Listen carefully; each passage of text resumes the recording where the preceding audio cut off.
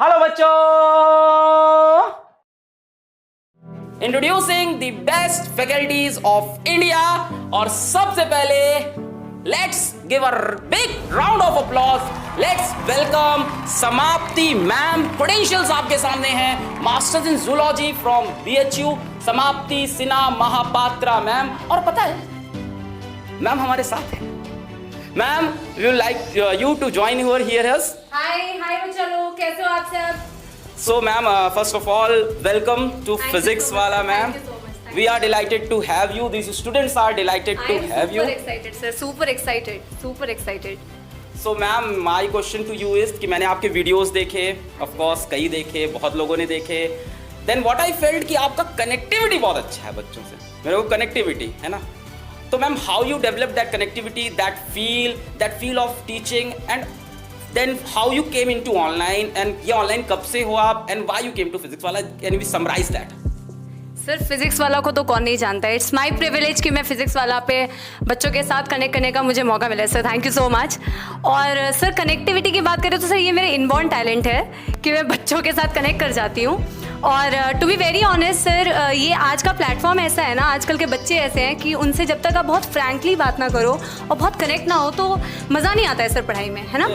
हाँ, तो मज़ा नहीं आता है सर। उसी चीज़ के लिए बस मैं that's the reason, primary reason I am here कि मैं बच्चों को सर बहुत ही आसानी से, बहुत ईजी वे में पढ़ाना है मुझे।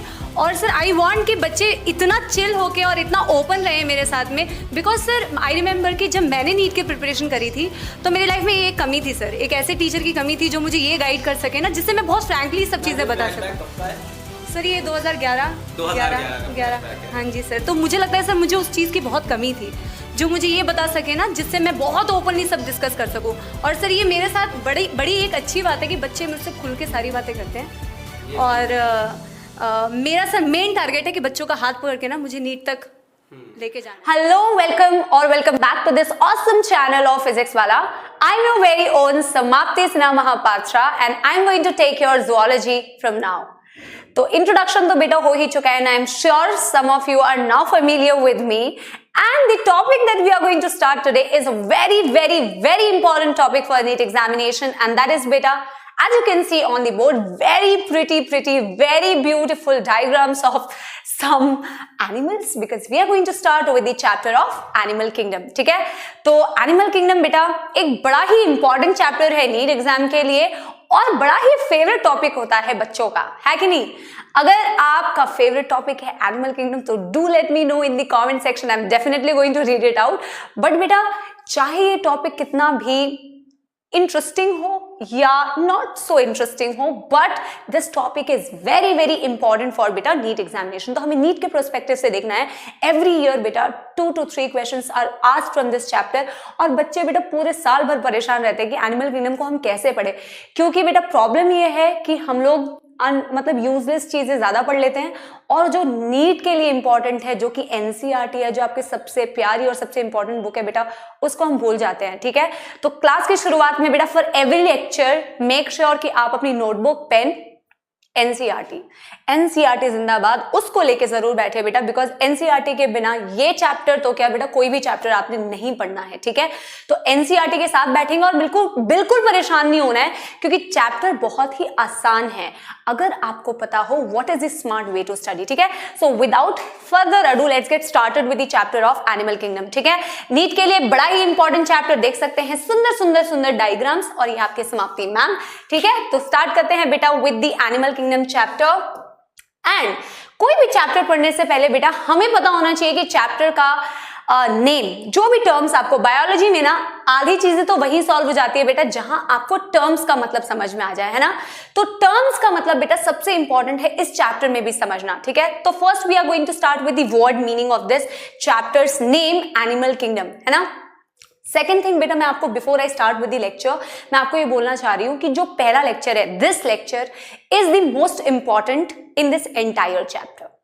Why am I saying so? क्योंकि ये जो बेटा इंट्रोडक्शन होने वाला है, that is I am going to teach you basis of classification. ये इसीलिए इंपॉर्टेंट है बेटा क्योंकि इसमें से एक सवाल बनेगा ही बनेगा 100%। और रिमेनिंग चैप्टर से एक सवाल बनता है, ठीक है, विद एग्जांपल्स और मे बी फाइलम्स और anything, so you can understand the importance of this particular topic that I am teaching, है ना। तो इसको तो सबसे ज्यादा ध्यान से सुनना है बेटा, और इसी चीज का यूज आने वाला है हमारे नेक्स्ट टॉपिक्स में। So make sure you are very attentive बेटा, take your pen and your notebook and your NCERT and let's just get started with the chapter, ठीक है। तो जैसा कि मैंने कहा कि बेटा चैप्टर में ना वर्ड का मतलब पता होना चाहिए कि ये एनिमल से हम क्या समझते हैं and what do you actually mean by animal kingdom. Basically beta in this chapter we are going to discuss about the kingdom animalia, है ना, kingdom animalia के बारे में। और एनिमल बोलते ही आपके दिमाग में क्या आता है बेटा, what do you understand? अगर मैम आपसे पूछे कि बेटा एनिमल्स क्या होते हैं, आपको इतनी सारी इमेजेस आ जाएंगी एनिमल्स की। लिजर्ड हो गया आपके रूम में दिखता है, फ्रॉग्स हो गए बेटा, एम्फीबियंस हो गए, है ना, इंसेक्ट्स, भाई इतने सारे इंसेक्ट्स भरे पड़े हैं। हम खुद we are the biggest animal and we are the most intelligent animals, right? We would like to believe so that we are the most intelligent animals. हम सारे animals है बेटा। अब ये सारे animals में कुछ ना कुछ ऐसी properties होती है जो common होती है। Before we start with describing बेटा, I am starting with very basics, ठीक है। तो animals की अगर आपसे property पूछी जाए तो आप क्या समझते हैं इस phylum kingdom animalia से, या animals की अगर property पूछे तो आप क्या कह सकते हैं कि इन animals की क्या property होती है जो आपको विदाउट एनी एक्सेप्शन हर एक एनिमल में मिलेगी, ठीक है। स्टार्ट करते हैं बेटा एक्चुअली एवोल्यूशन से, ठीक है। एवोल्यूशन से क्यों? अच्छा, आप लोगों ने बायोमोलिक्यूल्स तो पढ़ा होगा, है ना बेटा। बायोमोलिक्यूल्स बहुत इंपॉर्टेंट चैप्टर है अगेन बेटा। तो बायोमोलिक्यूल्स में आपको पता होगा कि जब धरती में लाइफ की शुरुआत हो रही थी तो सबसे पहले आपके पास बेटा छोटे छोटे एलिमेंट्स थे, है ना। कार्बन था, नाइट्रोजन था, हाइड्रोजन था, फिर उनके बीच में बेटा रिएक्शंस होने लग गई और फिर बेटा बनने लगे कंपाउंड्स, फिर बेटा कंपाउंड्स से बनने लग गए सेल, फिर सेल से बनने लग गए टिश्यू। मतलब बेटा धरती में अपन ऐसे ही नहीं पैदा हो गए थे, है ना। तो शुरुआत हुई थी बेटा एकदम बेसिक लेवल से और फिर हम कॉम्प्लेक्स बनते गए और बेटा इतनी कॉम्प्लेक्सिटी बन गई कि आज हम यहाँ पे धरती पे इस तरीके से खड़े हैं, ना। तो लाइफ बहुत ही बेसिक लेवल से स्टार्ट हुई थी, राइट। अगर मैं किसी भी एनिमल की बात करूं बेटा, कोई भी एनिमल के पास सिंगल सेल नहीं होता। We are not at all unicellular, we are made up of बेटा many cells and we all are without any exception. मैं एनिमल की अगर प्रॉपर्टी बोलना चाहूं तो वी ऑल आर बेटा without any exception multi cellular, क्योंकि हमारे पास होते हैं बहुत सारे सेल्स विदाउट एनी एक्सेप्शन, ठीक है। अब आपसे मैं पूछूं बेटा, आप क्या खुद का खाना प्लांट्स जैसे या जादू जैसे, जादू का ऐसा साइन नहीं था, जादू जैसे सनलाइट से बेटा एनर्जी मिल जाती है, या प्लांट्स जैसे सनलाइट का यूज करके फोटोसिंथेसिस कर लेते हैं, अपन वैसा नहीं कर सकते, है ना। हम डिपेंडेंट होते हैं बेटा ईदर ऑन प्लांट्स और ऑन एनिमल्स और on any other products. That means बेटा वी आर ऑल हेटेरोट्रॉप्स, है ना। इसमें भी कोई एक्सेप्शन नहीं है कि अपन सारे होते हैं बेटा हेटेरोट्रॉप्स, है ना। बढ़िया है बेटा, मल्टी सेल्युलैरिटी हो गई, हेटेरोट्रॉप्स हो गया। अगर मैं आपसे पूछूं बेटा हमारा मोड ऑफ न्यूट्रिशन कैसा है, तो मोड ऑफ न्यूट्रिशन भी विदाउट एनी एक्सेप्शन हम सारे होते हैं बेटा होलोजोइक। हमारा मोड ऑफ न्यूट्रिशन होता है होलोजोइक। इसको बेटा लिख लो कि this that I am saying it's our mode of nutrition. अगर मैं आपसे पूछूं कि होलोजोइक का मतलब क्या है आखिर, अगेन बेटा मैंने कहा ना टर्म्स पे ध्यान देना है ना। होलो का मतलब होता है बेटा complete. We eat the complete food and then बेटा first we are doing ingestion and then we are doing the process of digestion. आपने फिर डाइजेशन के बाद में बेटा पढ़ा होगा कि हम एसिमिलेट करते हैं, यूटिलाइज करते हैं and everything, but first we ingest the complete food and then we do the process of digestion, ठीक है। तो इसका मतलब हो गया बेटा हम सारे क्या है बेटा शो करते हैं होलोजोइक मोड ऑफ न्यूट्रिशन। ये तो मैंने बहुत सिंपल प्रॉपर्टीज बताई बेटा, इसके अलावा और भी प्रॉपर्टीज हो सकती हैं, जैसे कि हम सारे लिविंग ऑर्गेनिजम्स बेटा हम ऑर्गेनिजम्स या सारे एनिमल्स बेटा शो कर सकते हैं, सारे एनिमल्स के पास हो सकते हैं प्रॉपर्टी ऑफ रिप्रोडक्शन। प्रॉपर्टी हो सकती है बेटा ग्रोथ की, we can show growth, we are showing growth also, है ना। रिप्रोडक्शन की प्रॉपर्टी हो गई, ग्रोथ की प्रॉपर्टी हो गई, लोकोमोशन की प्रॉपर्टी भी हो सकती है। वी माइट एनिमल्स में ऑल्सो शो बेटा लोकोमोशन, और भी ऐसे बड़े बड़े प्रॉपर्टीज हो जाएंगी जो हम बेटा सेपरेटली देखेंगे हर एक फाइलम के लिए, है ना। ये मैंने कुछ आपको बेसिक प्रॉपर्टी बता दी। और किंगडम की बात करेंगे तो हम बेटा किस किंगडम की बात कर रहे हैं, हम एनिमेलिया की बात कर रहे हैं, हम एनिमल्स के बारे में देखेंगे, ठीक है। Kingdom animalia. अच्छा, तुमने ये सोचा कि मैंने ये सुंदर सी छवि क्यों बना के रखी है बेटा, इस पेन्स का क्या, ये सुंदर बनाने के लिए नहीं है स्लाइड को, है ना, कि स्लाइड सुंदर दिखे, उसलिए नहीं है, मैंने ये इसीलिए बनाया है। तुम्हें दिख रहा होगा यहाँ पे कितने सारे कलरफुल पेन्स है ना। अगर मैं पूछूं बेटा, देखो तुम डॉक्टर बनने वाले हो, you all are the future doctors, right, you must always have a question of why, कि हम कोई भी चीज पढ़ क्यों रहे हैं। अगर मैं तुमसे पूछूं कि क्लासीफाई कर क्यों रहे हैं, इसलिए थोड़ी कर रहे हैं कि एनसीईआरटी में गवर्नर मैम नीट में आएगा, अरे हम क्लासिफिकेशन इसलिए कर रहे हैं बेटा क्योंकि इसका कोई सिग्निफिकेंस होगा। What is the significance, what if अगर हम क्लासिफाई करते ही नहीं, ठीक है। अब देखो ये कितना रैंडम दिख रहा है ना। तुम्हें इसमें से सिलेक्ट करने में, अगर मैं बोलूं बेटा पेन लेके आ जाओ, पिंक कलर वाला पेन उठा लाओ, इसमें से तुम्हें ढूंढना पड़ेगा, तुम्हें लगेगा बहुत सारा टाइम। अगर बेटा हमने इसको ऑलरेडी क्लासिफाई कर दिया होता into certain groups, for example अगर मैं इसको क्लासिफाई करना चाहूं तो मैं यूज कर सकती हूं एक कैरेक्टर, दैट इज बेटा the colour of the pen, right. And then बेटा यूजिंग दैट कैरेक्टरिस्टिक मैं पिंक कलर वाले को एक साइड पे कर देती हूँ, ब्लू कलर वाले को एक साइड कर देती हूँ, व्हाइट वाले को एक साइड कर देती हूँ। तो मैंने कर दिया बेटा इसे प्रॉपरली अरेंज। इतने एनिमल्स है पूरी दुनिया में, इतना ज्यादा बेटा डाइवर्सिटी है एनिमल्स का, कि अगर मैंने इसको कैरेक्टराइज और क्लासिफाई नहीं किया तो बहुत तकलीफ हो जाएगी हमें इसका कैरेक्टर जानने में। कोई नया एनिमल आया तो बेटा ढूंढते ही रह जाओगे इसे किस कैटेगरी में प्लेस करे, right. That was the need of classification to make the work very very easy. तो ये मैंने इसलिए बनाया है ताकि मैं तुम्हें ये समझा सकूं कि हमें क्लासिफिकेशन करने की जरूरत क्या है। समझ आई बात। फटाफट से बेटा ये प्रॉपर्टी लिख लेना, वैसे तो तुम सबको पता होगा, ये बहुत ही बेसिक प्रॉपर्टी है किसी भी एनिमल्स के बारे में, ठीक है। अब आते हैं बेटा क्लासिफिकेशन, है ना। हमें देखना है किंगडम एनिमेलिया को हमने कितने पार्ट्स में डिवाइड किया है। एनिमल्स की प्रॉपर्टी हमने देख ली, दो सब किंगडम तुम्हें दिख रहे हैं बेटा, sub kingdom parazoa and sub kingdom eumetazoa, right. These are the two sub kingdoms under the kingdom animalia, ठीक है। अब बेटा हमें देखना है कौन कौन से फाइलम्स आते हैं अंडर दिस, कौन कौन से फाइलम्स आते हैं under this, and what do you mean by parazoa and what do you mean by eumetazoa, ठीक है। अगर आंसर आ रहा है दिमाग में तो खुद ही आंसर दे दो, वैसे तो तुम बड़े इंटेलिजेंट हो, मुझे पता है तुम्हें आता होगा, है ना। और जिसके लिए मैं हूं, बाकी लोगों के लिए मैं समझा देती हूँ कि पैराजोआ से हम समझते हैं बेटा। अब देखो मैंने तुम्हें अभी एक चीज समझाई थी कि बेसिक लेवल से स्टार्ट करा था अपन ने, हमने स्टार्ट किया था बेटा, हमारे पास एलिमेंट्स थे, बड़ी सारी रिएक्शन होते गए और हम कॉम्प्लेक्स बनते गए। तो हमें बेटा यहाँ पे भी कॉम्प्लेक्सिटी की तरफ मूव करना है ना। अगर मैं बोलती हूँ पैराजोआ, इनफैक्ट बेटा अगर हम किंगडम एनिमेलिया को देखें ना, हम एनिमेलिया या फिर हम बोल सकते हैं बेटा मेटाजोअन्स, क्या बोल सकते हैं, बोलो बोलो बोलो, मेटाजोअन्स, है ना। मेटा का मतलब होता है बेटा मल्टी, मल्टी सेलुलरिटी। अभी मैंने बताया था विदाउट एनी एक्सेप्शन हम सारे होते हैं multi cellular. This parazoa which is under beta, this parazoa which is under the kingdom Animalia, this is the primitive metazoans, primitive वाले, सबसे पहले वाले, है ना। These are, यहीं पे लिख लेते हैं बेटा, these are the primitive metazoans। और क्योंकि ये बेटा प्रिमिटिव्स है और हम देखेंगे हमारे पास सबसे पहले धरती में एलिमेंट्स के अलावा जब एनिमल्स बनना स्टार्ट हुआ तो सबसे पहले हमारे पास सेल्स आने चालू हुए।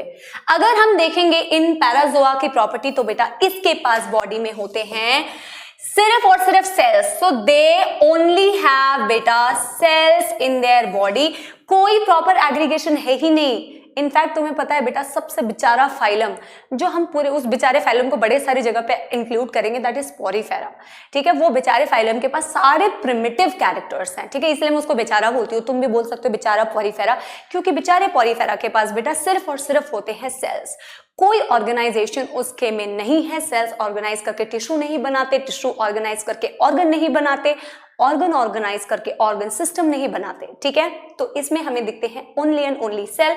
और चलो हम यहीं पे बेटा शुरुआत कर देते हैं लिखने की कि इसका एग्जाम्पल क्या है। बच्चा लोग एक बात याद रखना, चैप्टर में अगर बेटा एग्जाम्पल याद नहीं होगा ना, कोई फायदा नहीं है, जितने मर्जी रट्टे लगा लो तुम डेफिनेशंस के, है ना।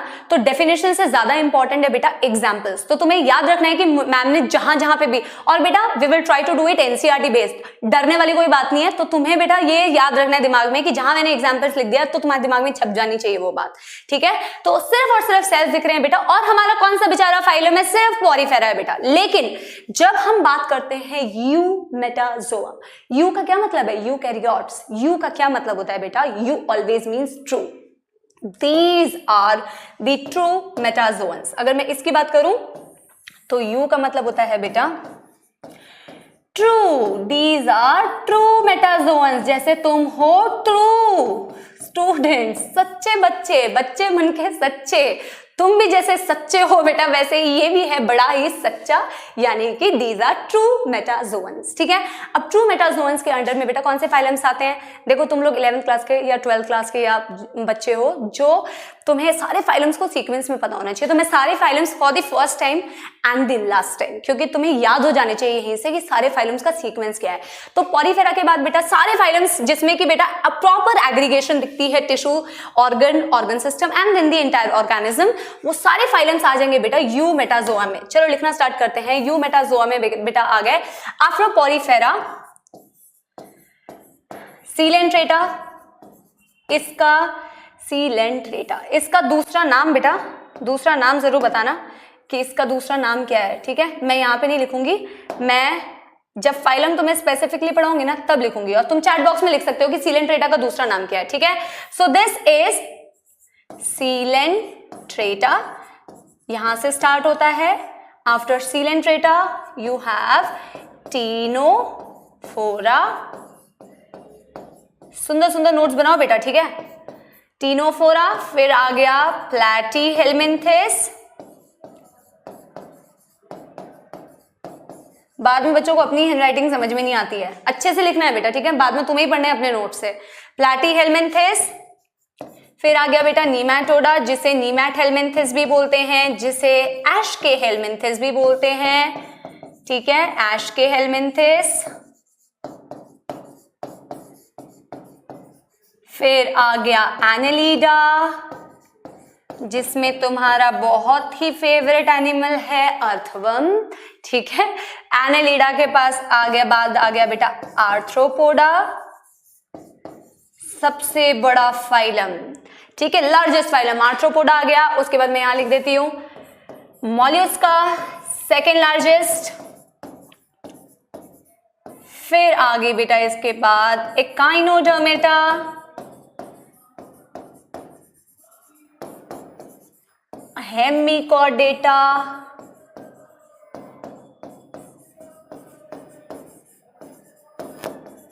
And Chordata. तो मैं इसे बेटा सीधा लिख सकती थी starting from Coelenterata up to Chordata, but क्योंकि अपन पहली बार स्टार्ट कर रहे हैं तो मैंने सारे फाइलम्स का नाम लिख दिया, ठीक है।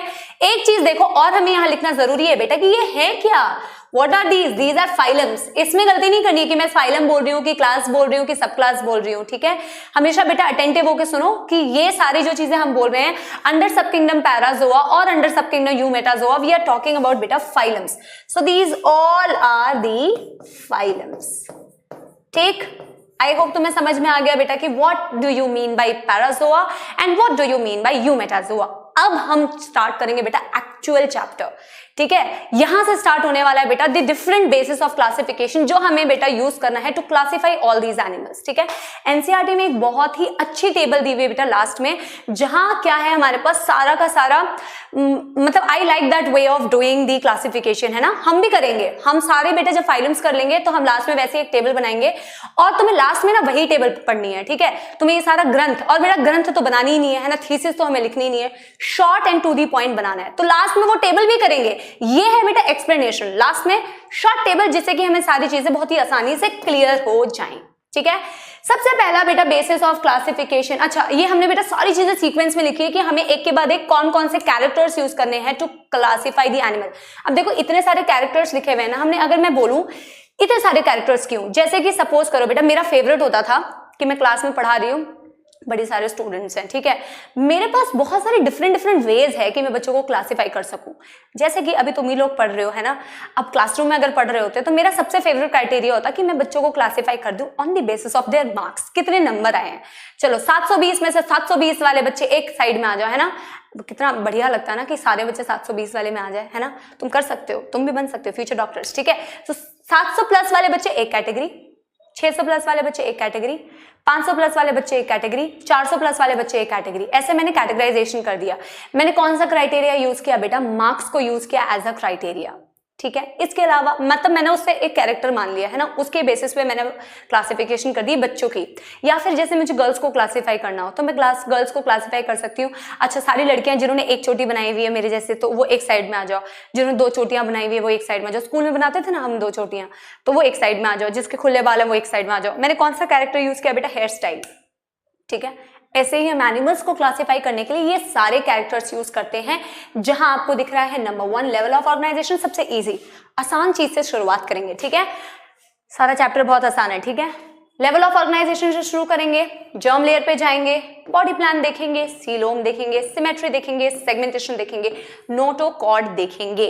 यहां मैंने हैबिट और हैबिटेट को इंक्लूड नहीं किया है बेटा, क्योंकि हैबिट एंड हैबिटेट को बेटा हमने सेपरेटली हर एक फाइलम में देखना है, ठीक है। वो भी मैं थोड़ा सा आपको बता दूंगी कि कैसे करना है उस चीज को, but these are as per NCERT the very basic character जिसको हम यूज करते हैं टू क्लासिफाई एनी एनिमल, ठीक है। सीक्वेंस हमेशा बेटा फॉलो करना, सीक्वेंस में पढ़ोगे तो एनिमल किंगडम इजी लगेगा, नहीं तो बेटा मुश्किल लगती है, ठीक है। चलो लेवल ऑफ ऑर्गेनाइजेशन से स्टार्ट करते हैं। तो लेवल ऑफ ऑर्गेनाइजेशन से हम समझते हैं, मैंने ये बहुत बारी आपको बोल दिया वैसे तो, अब जैसे देखो यहाँ पे एक डायग्राम बनाया हुआ है मैंने, है ना, जो मैंने एवोल्यूशन तुम्हें बताया ना अभी वही बनाया, जैसे केमिकल्स, फिर आपको दिख रहे हैं सेल्स, फिर आपको दिख रहे हैं टिश्यू, फिर दिख रहा है ऑर्गन, फिर आपको दिख रहा है ऑर्गन सिस्टम, फिर बन रहा है एंटायर ऑर्गेनिज्म। जब हमने शुरू किया था बेटा हमारे पास थे बड़े छोटे छोटे एलिमेंट्स, रिएक्शन होती गई, बनता गया, बना सबसे पहले सेल। सेल ने बेटा ऑर्गेनाइज करना स्टार्ट किया तो बना हमारा टिश्यू। देखो इसको ना बड़े आसानी से समझ सकते हैं इस तरीके से, जैसे कि बेटा मेरे पास ना इंग्लिश के लेटर्स हैं, अल्फाबेट्स हैं, जैसे कि A B C D, पूरा अल्फाबेट बोलना नहीं है, ठीक है। ABCD मेरे पास अल्फाबेट्स हैं, इसको बेटा मैं मान सकती हूँ कि कंपेरेबल है मेरे सेल्स के साथ, ठीक है, these are comparable with my cells. अब ABCD को मैं यूज करके मैं बना सकती हूँ बेटा अपने लिए वर्ड्स। उसी तरीके से बेटा मैं जब इन सेल्स का यूज करूंगी तो इनके क्लस्टर से मैं बना सकती हूँ टिश्यू। टिश्यू की बहुत ही अच्छी बेटा डेफिनेशन दी है ना एनिमल टिश्यू चैप्टर में, स्ट्रक्चरल ऑर्गेनाइजेशन, बहुत ही अच्छी डेफिनेशन एनसीईआरटी वाली, है ना। सेल्स ने ऑर्गेनाइज किया तो बनाया टिश्यू, वर्ड अल्फाबेट्स को हमने यूज किया तो बनाया हमने वर्ड्स। अब वर्ड्स को जब हम बेटा देखते हैं तो वर्ड्स को यूज करके हम बना सकते हैं बहुत सारे सेंटेंसेस। तो वर्ड्स का यूज करके मैंने बनाया सेंटेंस, और बेटा सेंटेंस का यूज करके मैंने बनाया पैराग्राफ। पैराग्राफ से बन गया पूरा का पूरा चैप्टर, है ना। तो देखो बहुत ही बच्चों वाली चीज है, बहुत ही बेसिक है। सेल्स को एग्रीगेट किया तो बना टिश्यू, टिश्यू से बने हमारे ऑर्गन, ऑर्गन से बना हमारा ऑर्गन सिस्टम, और दिख रहा है फिर हमें पूरा का पूरा ऑर्गेनिज्म।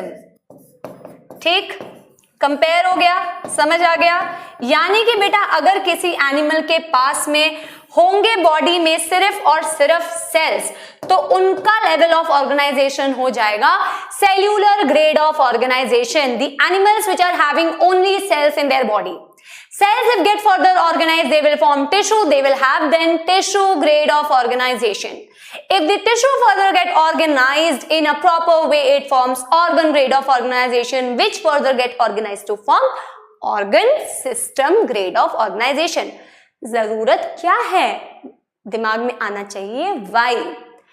सेल्स जब थे बेटा किसी भी एनिमल के पास, जो कि था बेचारा फाइलम हमारा पॉलीफेरा, तो बेटा उस सेल, हर एक सेल कर सकता है, डिवीजन ऑफ लेबर उसके पास है। तुमने सुना होगा बहुत famous term division of labour, है ना, काम का बंटवारा करना, डिवीजन ऑफ लेबर। अब बेटा जिसके बॉडी में सिर्फ सेल्स हैं, उस एक बेचारे सेल्स को सारे काम करने पड़ेंगे, है ना।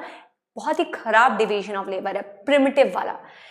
अब सोचो कि जैसे तुम हो गए ना घर में, अब तुम्हारा काम तो बेटा सिर्फ पढ़ना है ना। आई नो तुम्हें घर में सिर्फ पढ़ाई करनी होती है, तुम बहाने लगाते हो कि तुम्हें ये भी करना है, काम करना पड़ता है बाहर का, यहाँ का कुछ नहीं करना पड़ता। अगर सोचो तुम्हें बेटा बोला जाए कि तुम घर की सफाई भी तुम ही करोगे, पढ़ाई भी तुम ही करोगे, मार्केट भी तुम ही जाओगे, झाड़ू पोछा भी तुम ही करोगे, सब तुम्हें करना है, तो तुम तो रोते बैठ जाओगे, परेशान हो जाओगे, है कि नहीं बेटा। इसीलिए हमें जरूरत पड़ी इस कॉम्प्लेक्सिटी की। जैसे जैसे हमारे पास, हमें देख लो हम सबसे एडवांस्ड वाले हैं, हमारे पास है ऑर्गन सिस्टम, है ना, तो हमारा डिवीजन ऑफ लेबर इतना बढ़िया है। हमारे पास डाइजेस्टिव सिस्टम है, हमारे पास डाइजेशन के लिए सर्कुलेटरी सिस्टम है, सर्कुलेशन के लिए एक्सक्रीटरी सिस्टम है, एक्सक्रीशन के लिए। तो जैसे जैसे हम पॉरीफेरा के पास पुअर डिवीजन ऑफ लेबर है, जैसे जैसे हम हाईएस्ट कॉर्डेटा तक जाते हैं तो हमारा डिवीजन ऑफ लेबर हो जाता है बहुत ही बढ़िया।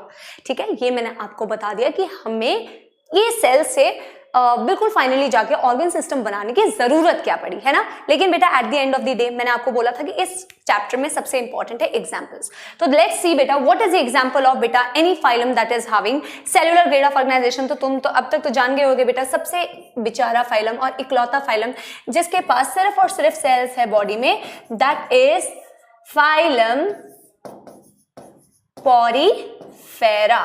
ठीक, टिश्यू ग्रेड ऑफ ऑर्गेनाइजेशन जिसके पास टिश्यूज होते हैं बॉडी में बेटा। पॉरीफेरा के बाद चलो अब तुम्हें सीक्वेंस में याद होना चाहिए बेटा, सीलेंट्रेटा, है ना, इसके बाद आ गया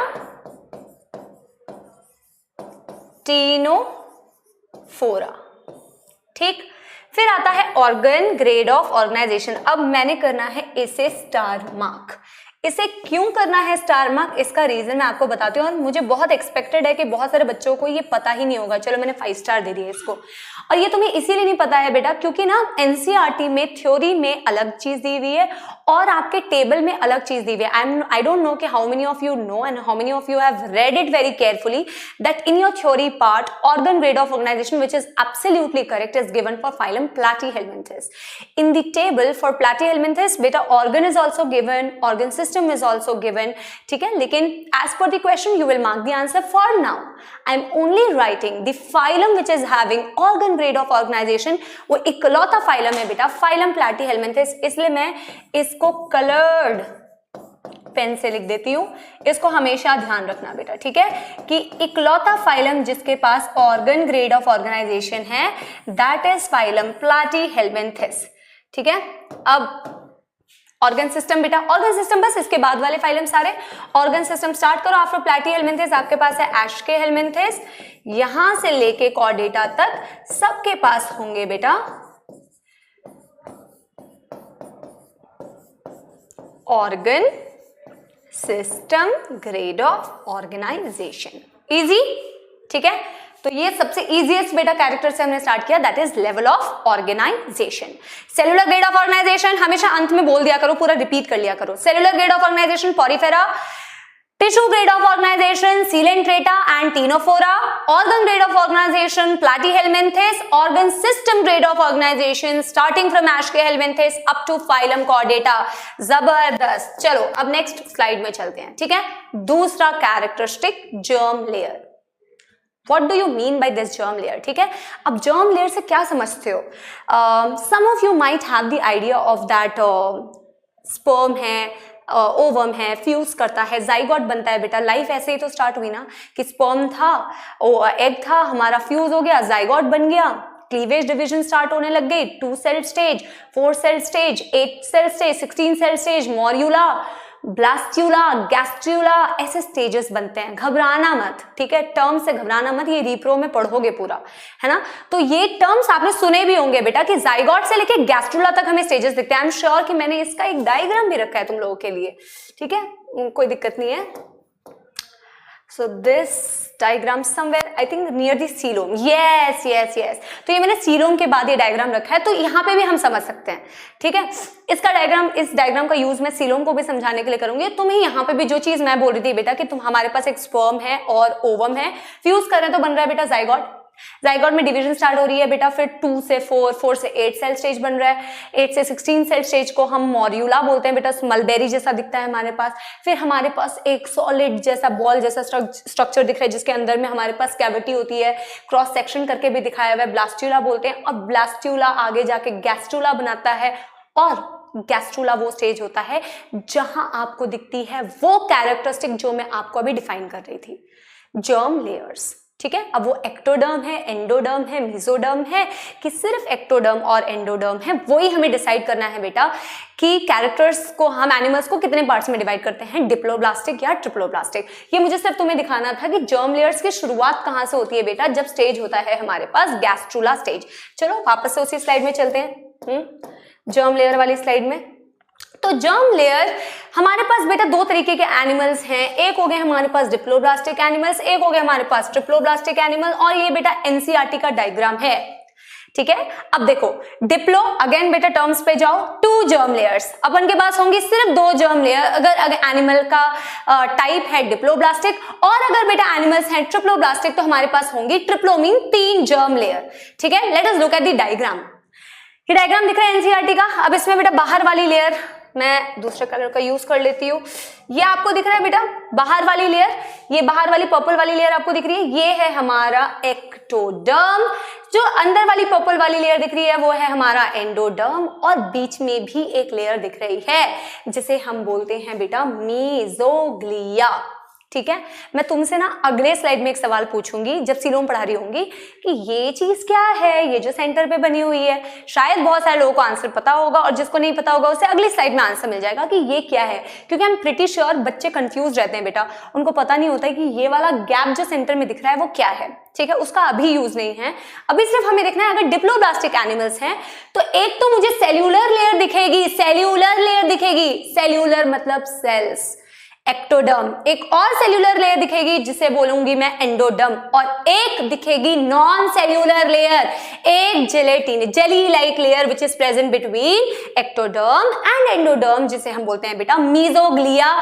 गलती से भी मेसोडर्म मत बोलना, it's a non cellular layer which is, let me write it here beta, this mesoglia is a non-cellular layer which is beta present between ectoderm and endoderm.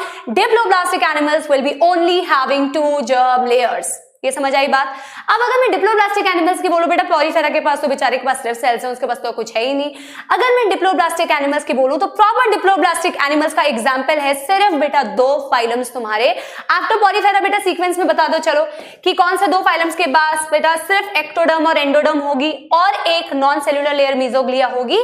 That phylum is बेटा, let me right the example here, Coelenterata, Coelenterata and the Ctenophora। ठीक, समझ आया, examples याद हो गए है ना। अब आते हैं बेटा ट्रिप्लोब्लास्टिक एनिमल्स, 3 जर्म लेयर्स, और आपको दिख भी रही हैं 3 जर्म लेयर्स। 3 जर्म लेयर आपको दिखेगी बेटा, एक बाहर वाली लेयर जिसको हम बोलते हैं एक्टोडर्म जो पर्पल कलर से दिख रही है, एक अंदर में दिख रहा है अगेन आपको पर्पल, थोड़ा सा light purple colour, that is endoderm, और एक आपको बीच में लेयर दिख रही है जिसे बोलते हैं बेटा मेसोडर्म। डोंट से मेसोग्लिया, ठीक है, मेसोग्लिया नहीं बोलना है because this is a cellular layer. तो 3 जर्म लेयर्स। अच्छा, तुम्हें पता है इसका सिग्निफिकेंस क्या है? अब हम जर्म लेयर करे जा रहे हैं। तुमने बहुत बार ये सुना होगा बेटा आप लोगों ने, heart is mesodermal in origin, brain is ectodermal in origin. इसका क्या मतलब होता है? अगर मैं किसी भी चीज को बोल रही हूँ एक्टोडर्मल, मेसोडर्मल, एंडोडर्मल, इसका मतलब यहीं से है। अगर मैं बोल रही हूँ कि मेरा हार्ट जो है मेसोडर्मल है, इसका मतलब है कि my heart has been originated from the cells of mesoderm. That's the significance of studying about germ layers. बात समझ आ रही है? अगर किसी को मैं बोल रही हूँ एक्टोडर्मल बेटा, यानी कि वो पार्ट मेरा डेवलप हुआ है सेल्स ऑफ एक्टोडर्म से। ठीक, तो 3 जर्म लेयर्स अगेन बेटा very easy, 3 germ layers triploblastic, 2 germ layers diploblastic, but don't forget about mesoglea. तो अगर मुझे इसका एग्जाम्पल लिखना हो बेटा तो इसका एग्जाम्पल क्या हो गया? Starting from platyhelminthes up to chordata. अब देखो पता है सवाल कैसे आते हैं? सवाल आते हैं कि for the very first time 3 germ layer was seen in which phylum? So which phylum बेटा? 3 germ layer was seen for the very first time in phylum platyhelminthes. Is it clear? तो जर्म लेयर क्लियर हो गया बेटा, diploblastic and triploblastic, Coelenterata and Ctenophora। From platyhelminthes up to chordata. चलो बढ़िया, चलो next phylum देखते हैं, next characteristic देखते हैं, बॉडी प्लान। ठीक, बॉडी प्लान बहुत ही क्लियरली एनसीईआरटी में एज सच गिवन नहीं है, बट कहीं कहीं पे बेटा फाइलम्स में इसके बारे में मेंशन है, इसीलिए पढ़ना भी जरूरी है। ठीक है, तो अगर मैं बॉडी प्लान की बात करती हूँ बेटा, 3 तरीके के बॉडी प्लान्स मैंने यहाँ पे लिखा हुआ है।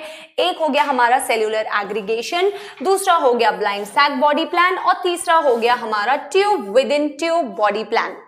अगर मैं बात करती हूँ सेल्यूलर एग्रीगेशन बॉडी प्लान के, तो तुम्हें समझ में आ गया होगा, अब तक तुम लोगों को इतना तो आइडिया लग गया कि सेल्स किसके पास हैं। सेल्स हैं हमारे पेरिफेरा के पास। जिसके पास सिर्फ सेल्स हैं बेटा, उसके पास और कोई तरीके का बॉडी प्लान हो ही कैसे सकता है। सबसे प्रिमिटिव टाइप का body plan where only and only diffuse cells are present in the body, उसको हम बोल देते हैं बेटा सेल्यूलर एग्रीगेशन बॉडी प्लान। अच्छा मैंने लिखा भी हुआ है, देखो बहुत सुंदर सी definition, only diffuse cells are present in the body. कोई ऐसा बॉडी प्लान आपको नहीं दिख रहा है, only diffuse cells are present in the body. And you can write down the example बेटा, the only phylum to have this kind of body plan is phylum porifera, sponges. ठीक है, बात करते हैं ब्लाइंड सैक बॉडी प्लान की। Blind sac से क्या समझते हो बेटा? ब्लाइंड का मतलब पता है? नॉट इन टर्म्स ऑफ कोई देख सकता है नहीं देख सकता, नॉट इन दैट टर्म बेटा।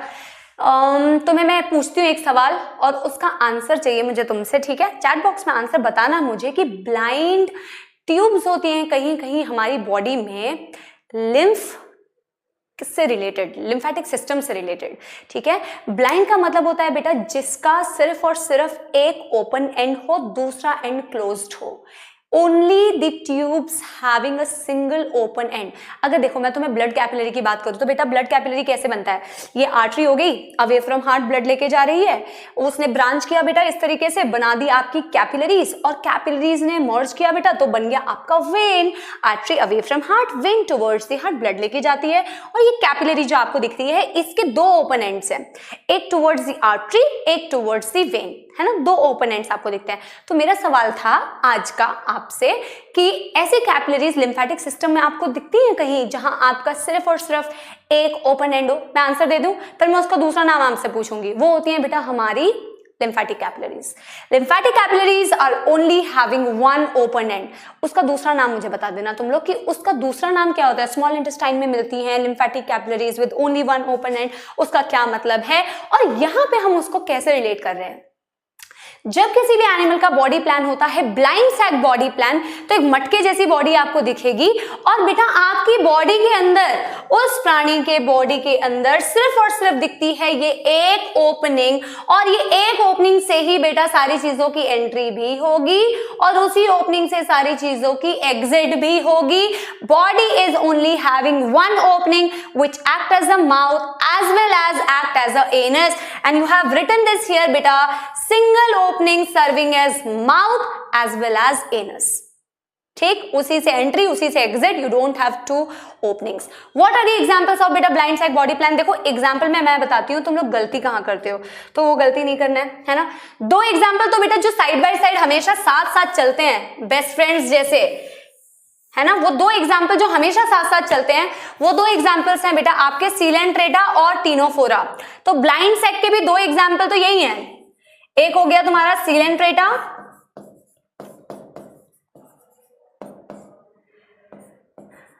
सीलेंट्रेटा, ठीक ठीक। दूसरा नाम क्या होता है? दूसरा नाम क्या होता है? अब तक तो तुमने जान लिया होगा, नीडेरिया, सीलेंट्रेटा या नीडेरिया। और दूसरा एग्जाम्पल जो बेटा इसकी बहन है, क्या नाम है? टीनोफोरा। ठीक, ये दोनों तो हमेशा साथ साथ चलते हैं, इसमें गलती नहीं करते हो।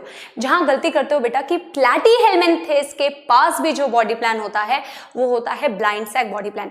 अभी तुमने जर्म लेयर देखा था, तो जर्म लेयर देखा था 3 जर्म लेयर्स।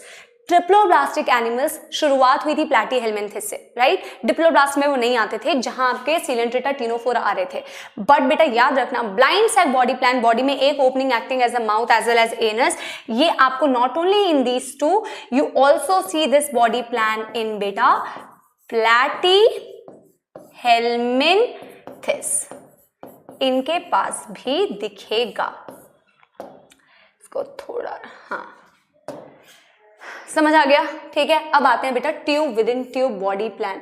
अच्छा, इसको ट्यूब विद इन ट्यूब बोला क्यों? ब्लाइंड सैक तो तुम्हें समझ में आ गया, क्योंकि एक ही ओपनिंग है, जहां पे भी एक ओपनिंग होती है उसे ब्लाइंड सैक बोलते हैं। ट्यूब विद इन ट्यूब को बेटा समझाने के लिए ना मेरे पास ये वाला पेन है ना, ये वाले पेन से नहीं समझ में आएगा। अगर तुम्हारे पास ना पेन रखा हुआ है, वो जो ट्रांसपेरेंट बॉडी होती है, ग्लास वाली बॉडी और अंदर रिफिल होती है ना, उससे समझ में आएगा। देखो, अगर तुम वो वाला पेन देखो, मैं यहाँ पे बनाऊं, देखो ऐसा पेन होता है ना बेटा हमारा, ये हो गया पेन, और पेन की रिफिल मैं ब्लू कलर से बनाती हूँ, ये हो गई मेरी पेन की रिफिल, है ना। तो ये रिफिल हो गया और ये हो गया तुम्हारा पेन की बॉडी। तुम्हें दिख रहा है कि पेन का जो ग्लास वाला पार्ट है, ये बाहर वाला, ये हमारी बॉडी है, ये हमारी बॉडी है जो एक ट्यूब की जैसी है, और ये ब्लू कलर वाली जो रिफिल तुम्हें दिख रही है पेन में, ये है हमारा alimentary canal, which is again a tube. So your elementary canal, which is a tube, is present inside a tube, that is your body wall. So there is a tube within the tube, that is why the body plan is called as tube within tube body plan. ठीक, इसको हम बोलते हैं tube within tube body plan. देखो यहाँ पे भी मैंने बनाया हुआ है कि ये जो बाहर वाला आउटलाइन दिख रही है वो एक ट्यूब है, और उसके अंदर हमारा एलिमेंट्री कैनाल है। कैसे पहचाना है एलिमेंट्री कैनाल है? क्योंकि इसकी एक ओपनिंग होती है बेटा माउथ और दूसरी ओपनिंग होती है anus.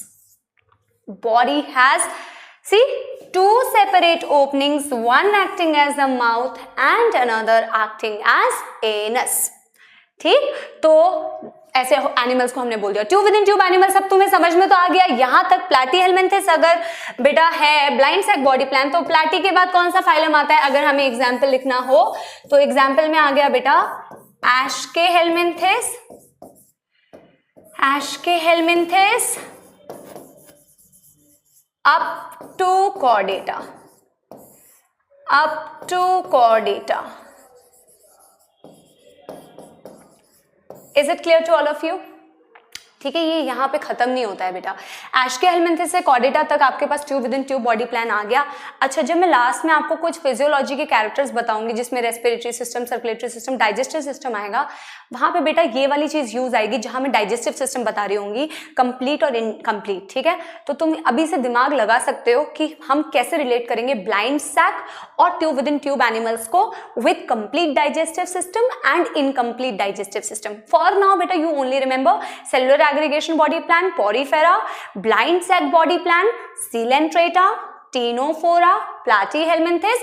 Tube within tube body plan starts from Aschelhelminthes up to phylum Chordata. ठीक, अब बेटा देखो सवाल तो ऐसे यूजुअली बनेगा नहीं कि बता दो कि ट्यूब विद इन ट्यूब के दो पार्ट्स क्या हैं, बट बेटा हमें ऐसी कोई चीज नहीं छोड़नी है जिससे हमें लगता है कि सवाल बन सकता है। ठीक है, तो हमें देखना है बेटा ट्यूब विद इन ट्यूब प्रकार के जो एनिमल्स होते हैं वो होते हैं दो तरीके के। Two types of animals are there, चाहे उनके पास ट्यूब विद इन ट्यूब ही बॉडी प्लान क्यों ना हो बेटा, वो एनिमल्स होंगे दो टाइप के। तो let me right here with this colour that tube, अच्छा मुझे थोड़ा थिक कर लेने दो, है ना, ये ट्यूब विद इन ट्यूब। इसके हमें दो टाइप्स के एनिमल देखने हैं कि tube within tube animals कितने टाइप के होते हैं। बहुत ही बेटा अगेन टर्म से मतलब तुम्हें समझ में आना चाहिए कि tube within tube animals हो गए बेटा एक कैटेगरी हो गई उनकी जिन्हें हम कहते हैं प्रोटोस्टोम्स, प्रोटोस्टोम्स। और दूसरे एनिमल्स होते हैं बेटा जो ट्यूब विद इन ट्यूब होते हैं जिन्हें बोलते हैं ड्यूटेरोस्टोम्स। एक हो गए प्रोटोस्टोम्स, एक हो गए ड्यूटेरोस्टोम्स। अगेन बेटा look at the word meaning. Proto means first, stome gnathostomata, agnathostomata पढ़ना है ये हमें कॉर्डेट में। स्टोम का मतलब होता है माउथ। तो सबसे पहले तो बेटा before I tell you the entire definition, if I am asking you what do you mean by proto, what do you mean by proto, तो प्रोटो का मतलब होता है फर्स्ट। ठीक, इफ आई एम सेइंग बेटा स्टोम, स्टोम का मतलब होता है mouth. If I am saying deutero means second, stome का मतलब होता है माउथ। देखो फर्स्ट माउथ सेकंड माउथ का क्या मतलब है, एक स्लाइड दिखा देती हूँ, वही वाली जो मैंने आपको थोड़ी देर पहले दिखाया था, ये स्लाइड दिख रहा है बेटा। स्पर्म और ओवम ने फ्यूज किया, जाइगोट बनाया, जाइगोट से बेटा क्लीवेज डिवीजन हुई, 8 सेल स्टेज दिख रहा है, फिर ब्लास्टुला 32 सेल स्टेज दिख रहा है, फिर आपको ऐसा स्टेज दिखता है जिसको आप बोलते हैं गैस्ट्रुला स्टेज, जहां आपको दिखने लगता है एंडोडर्म, एक्टोडर्म और मेसोडर्मल सेल्स। इस स्टेज में ये बेटा बताने का सिर्फ मेरा एक बेटा मोटो है कि तुम्हें ये पता हो कि ब्लास्टोपोर क्या होता है। यहां तुम्हें दिख रहा है ये ब्लास्टोपोर, ये तुम्हें दिख रहा है ब्लास्टोपोर। ये ब्लास्टोपोर होती है एक ओपनिंग जहां से बेटा सेल्स मूव करते हैं अंदर की तरफ, सेल्स की मूवमेंट हो रही होती है बेटा ड्यूरिंग गैस्ट्रुलेशन, वो ओपनिंग को हम बोलते हैं बेटा blastopore. Why am I saying about this blastopore during the gastrula stage? Because this blastopore, which is the opening which you see during this stage, will be responsible for forming the mouth and anus. If this blastopore seen during the gastrula is forming the mouth first, तो वैसे animals को क्या बोलेंगे? Protostomes. Blastopore forming mouth first, blastopore forming anus first, mouth is formed second. Those animals are deuterostomes, mouth formed first is protostomes. As simple as that. देखो terms का, अगर term का मतलब समझ जाओ तो कितना आसान हो जाता है, इसलिए बेटा ब्लास्टोपोर समझाने की जरूरत पड़ी। ब्लास्टोपोर और ये पूरा गैस्ट्रुलेशन का प्रोसेस रीप्रो में पढ़ना ही है, ठीक है। तो प्रोटोस्टोम्स की अगर मैं डेफिनेशन बोलूं तो हमने क्या बोलना है बेटा, blastopore forms the mouth first if the animal is protostome. If the animal is deuterostome, blastopore forms the anus first. समझ आई बात? ठीक। अगेन बेटा एग्जाम्पल्स। अब ट्यूब विद इन ट्यूब कहां से स्टार्ट हो रहा था, एस्केहेलमिन्थिस से कॉर्डिटा तक। अब डिवाइड कर लो इसे, एस्केहेलमिन्थिस, एनालिडा, आर्थ्रोपोडा एंड मोलस्का, ये 4 हो गए बेटा प्रोटोस्टोम्स। एकाइनोडर्मेटा, हेमिकॉर्डिटा और कॉर्डिटा हो गए ड्यूटेरोस्टोम्स, ठीक है बेटा। एक चीज और याद रखना, आसानी होगी याद रखने में, कि ये एकाइनोडर्म वाला जो चीज है ना वो हमेशा एडवांस में चलता है ज्यादातर कॉर्डिटा के साथ में, इसीलिए एकाइनोडर्मेटा, हेमिकॉर्डिटा, कॉर्डिटा हो गया बेटा ड्यूटेरोस्टोम्स, और बेटा प्रोटोस्टोम्स हो गए एस्केहेलमिन्थिस अप टू मोलस्का। तो ड्यूटेरोस्टोम के एग्जांपल्स लिख देते हैं बेटा, from the echinodermata, from echinodermata up to chordata, up to Chordata, ठीक। प्रोटोस्टोम्स का एग्जांपल क्या हो गया बेटा, स्टार्टिंग फ्रॉम एस्केहेलमिन्थिस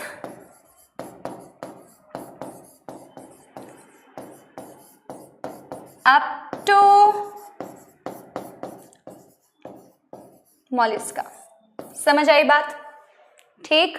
एग्जांपल्स में मिस्टेक नहीं करने का, ठीक। चलो 3 कैरेक्टर्स कंप्लीट। चौथा कैरेक्टर बेटा इसीलिए डिटेल में पढ़ना है ताकि तुम्हें ये चीज ना आगे समझ में आ जाए, है ना, उसीलिए हम इतना डिटेल में मतलब समझना जरूरी है, कंसेप्ट समझना जरूरी है। अब बात करते हैं बेटा सीलोम की। अब चलो मेरा सवाल है, what do you mean bye coelom? Coelom से क्या समझते हो? बहुत बारी नाम सुना है बेटा सीलोम का। What do you understand by coelom? अगर तुमसे पूछ लिया जाए कि सीलोम का क्या मतलब है, सीलोम का मतलब होता है, मैं यहां लिख रही हूं बेटा, सीलोम मीन्स बेटा बॉडी कैविटी। सीलोम का क्या मतलब है बेटा, बॉडी कैविटी। अब ये body cavity, coelom term was introduce first by Haeckel, Ernst Haeckel, ठीक है। साइंटिस्ट का नाम नहीं पूछा जाएगा इसलिए लिख भी नहीं रही हूं, ठीक है। सीलोम टर्म जो है जिसे बॉडी कैविटी बोलते हैं, इसमें एक फ्लूइड भी होता है जिसे बोलते हैं बेटा सीलोमिक फ्लूइड, ठीक है। तो ये सीलोम या सीलोमिक फ्लूइड ये बनता कैसे है, इसका काम क्या है? देखो मैं एक वो देती हूँ तुम्हें, एक इमेजिन करके देखो एक चीज को। सपोज बेटा जैसे कि शिफ्ट होना है तुम्हें कहीं पे, है ना, किसी रूम चेंज करना है, तुम पीजी में रह रहे हो या फ्लैट में रह रहे हो, यू नीड टू शिफ्ट, है ना। अब सपोज बेटा उस घर में ना ऑलरेडी पूरा ठूस ठूस के सामान भरा हुआ है, बहुत सारा सामान है ना। अगर इतना सारा सामान वहां ऑलरेडी भरा है, तुम्हें वहां शिफ्ट करना है, तुम्हें रखना है अपना सामान, तुम अपना सामान रख पाओगे वहां अगर ऑलरेडी बेटा वहां सारा स्पेस ऑक्यूपाइड हो, कोई जगह ही नहीं बची है भाई, रखे तो रखे कहाँ अपना सामान। यानी कि बेटा अगर तुम्हें वहां अपना लगेज प्लेस करना है, तुम्हें चाहिए स्पेस, हमें भी चाहिए स्पेस, हमारी बॉडी में चाहिए। क्यों बेटा, जब हम डेवलपमेंट देख रहे हैं ना, अपन सारे क्या है, ट्रिप्लोब्लास्टिक एनिमल्स, या तो कुछ एनिमल्स डिप्लोब्लास्टिक होंगे। से for example I am saying हम बॉल ऑफ सेल्स होते हैं, जैसा कि तुम्हें दिखा रही थी, ये तो सेक्शंस है ना बेटा। हम होते कैसे हैं बेटा, एक्चुअल में बॉल ऑफ सेल्स, जहां बाहर में हमें दिख रही है एक्टोडर्म, फिर सबसे अंदर वाली हमें दिख रही है एंडोडर्म, फिर बीच वाली हमें दिख रही है मेसोडर्म, है ना। We are like ball of cells, solid ball जैसा हमें दिखता है। फिर हाँ ब्लास्टुला बन रहा है, गैस्ट्रा बन रहा है, जो भी चीजें हमको दिख रही है, गैस्ट्रुलेशन में 3 जर्म लेयर दिखना स्टार्ट हो गई। अब तुम्हें चाहिए बेटा स्पेस, क्योंकि तुम्हें प्लेस करने हैं अपने ऑर्गन्स। तुम्हारा हार्ट यहीं पे है, तुम्हारी किडनी वहीं पे है, तुम्हारा लंग्स वहीं पे है ना। सारे ऑर्गन्स को प्लेस करने के लिए चाहिए होता है स्पेस। स्पेस क्रिएट करने के लिए हमें डिवीजन करनी पड़ती है, हमें खिसकाना पड़ता है कुछ सेल्स को, हम देखेंगे अभी, हमें शिफ्ट करना पड़ता है किसी सेल को ताकि हमारी बॉडी में स्पेस क्रिएट हो जाए, ठीक है। बाय द वे अगर मैं सीलोम या बॉडी कैविटी की बात करूं ना, तो इसमें जो फ्लूइड होता है ना बेटा, वो हमारे शॉक एब्जॉर्बर की तरह भी एक्ट करता है, शॉक एब्जॉर्बर की तरह भी एक्ट करता है। जो हमारा सीलोमिक फ्लूइड है that act as a shock absorber. And बेटा coelom means we are creating space ताकि हम अपने ऑर्गन्स को प्लेस कर सकें, टू प्लेस दी ऑर्गन्स। समझ आई, बेसिक बात तो समझ में आ गई बेटा।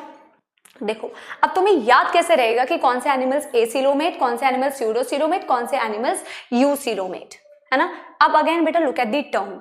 सबसे पहला काम, a means absence, coelom means coelom, absence of coelom, जिनके पास सीलोम होता ही नहीं वो हो गए एसीलोमेट। स्यूडो, कुछ होते हैं ना लोग, स्यूडो लोग होते हैं, जिंदगी में भी मिलते हैं स्यूडो लोग, फॉल्स लोग हैं, झूठे लोग। स्यूडो, है ना, झूठा नहीं बनना है बेटा, यू बनना है, यू मतलब ट्रू बनना है। देखो यहाँ पे भी है यू, ट्रू बनना है बेटा, झूठा नहीं बनना है, ठीक है। तो we don't want to be pseudo, we want to be eu, है ना। यू सीलोमेट बन के दिखाना है, बन के क्या दिखाना है, यू बन के दिखाना है। यू सीलोमेट तो अपन है ही ऑलरेडी। यू का मतलब हो गया बेटा ट्रू, ठीक, यू का मतलब हो गया ट्रू, स्यूडो का मतलब हो गया बेटा फॉल्स, ए का मतलब हो गया एब्सेंट। ए सीलोमेट मींस ऐसे एनिमल्स जिनके पास सीलोम होता ही नहीं। स्यूडो सीलोम मतलब बेटा वैसे एनिमल्स जिनके पास फॉल्स सीलोम होता है, और यू सीलोमेट मतलब बेटा वैसे एनिमल्स जिनके पास ट्रू सीलोम होता है। लेकिन सीलोम होता बनता कैसे है, सवाल है हमारा कि सीलोम बन कैसे रहा है, हमें जानना है सीलोम बना कैसे, है ना। तो बेटा किसी भी सीलोम को समझने के लिए ना एक्चुअल में हमें यू सीलोम जानने की जरूरत है कि ट्रू सीलोम बन कैसे रहा है ना। बेटा ये तुम्हें ये वाला डायग्राम जो दिख रहा है ए सीलोमेट का, कहीं से तुम्हें रिजेंबल करता हुआ दिख रहा है? अभी अभी हमने पढ़ा है, अभी अभी हमने इसी के जैसा रिजेंबल करता हुआ, मैं तुम्हें दिखा देती हूँ। बिल्कुल ऐसा डायग्राम हमने पढ़ा है यहाँ, ये देखो लेफ्ट साइड पे तुम्हें दिख रहा है, एक्टोडर्म, एंडोडर्म, मेसोडर्म। देखो अब फोटो क्लिक कर लो अपने दिमाग में, अब देखो ये वाला diagram, ectoderm, mesoderm, endoderm, same ऐसे एनिमल्स बेटा जहां आपको एनसीईआरटी का डायग्राम है, तो मैंने ये सेम डायग्राम बनाया। अब मैं तुम्हें समझाती हूँ कि मेसोडर्म जो लेयर होती है प्रेजेंट होती है between ectoderm and endoderm which is a cellular layer. सुनना मेरी बात ध्यान से, मेसोडर्म जो लेयर होती है विच is present between ectoderm and endoderm बेटा, उसकी स्प्लिटिंग से बनता है सीलोम। जब वो सेल्स खिसकती है ना अपनी जगह से, तब बनना स्टार्ट होता है कैविटी। अरे भाई ये सेल्स हलेंगी ही नहीं अपनी जगह से, हटेंगी ही नहीं अपनी जगह से, तो तुम स्पेस बनाओगे कैसे?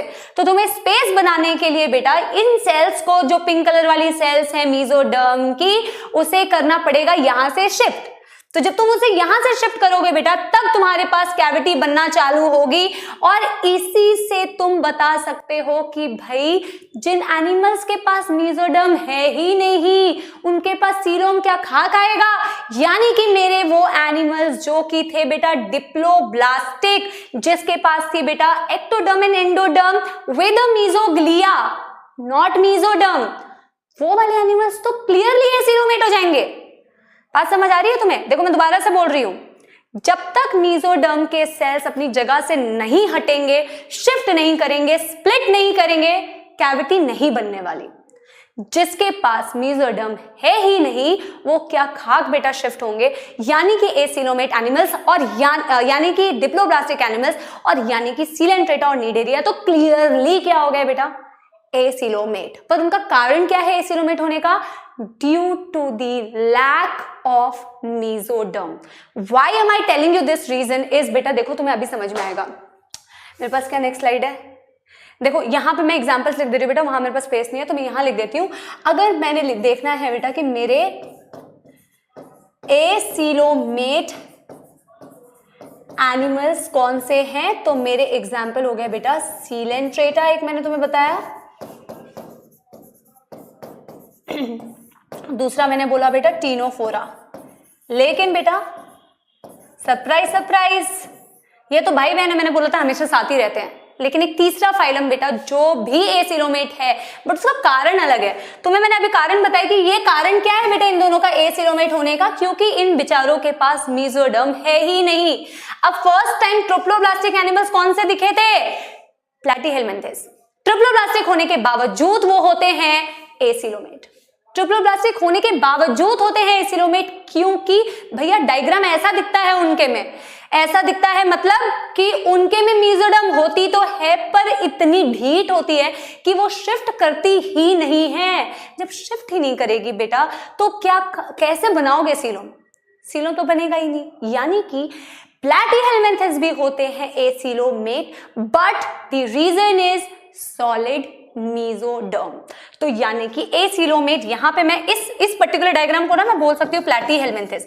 वहां पे दो एग्जांपल तो मैंने लिख ही दिए, यहां तीसरा भी लिख दिया तुम्हारे लिए कि प्लैटीहेलमिन्थेस भी हो गया तुम्हारा acoelomate, but the reason is that they have solid mesoderm, solid mesoderm.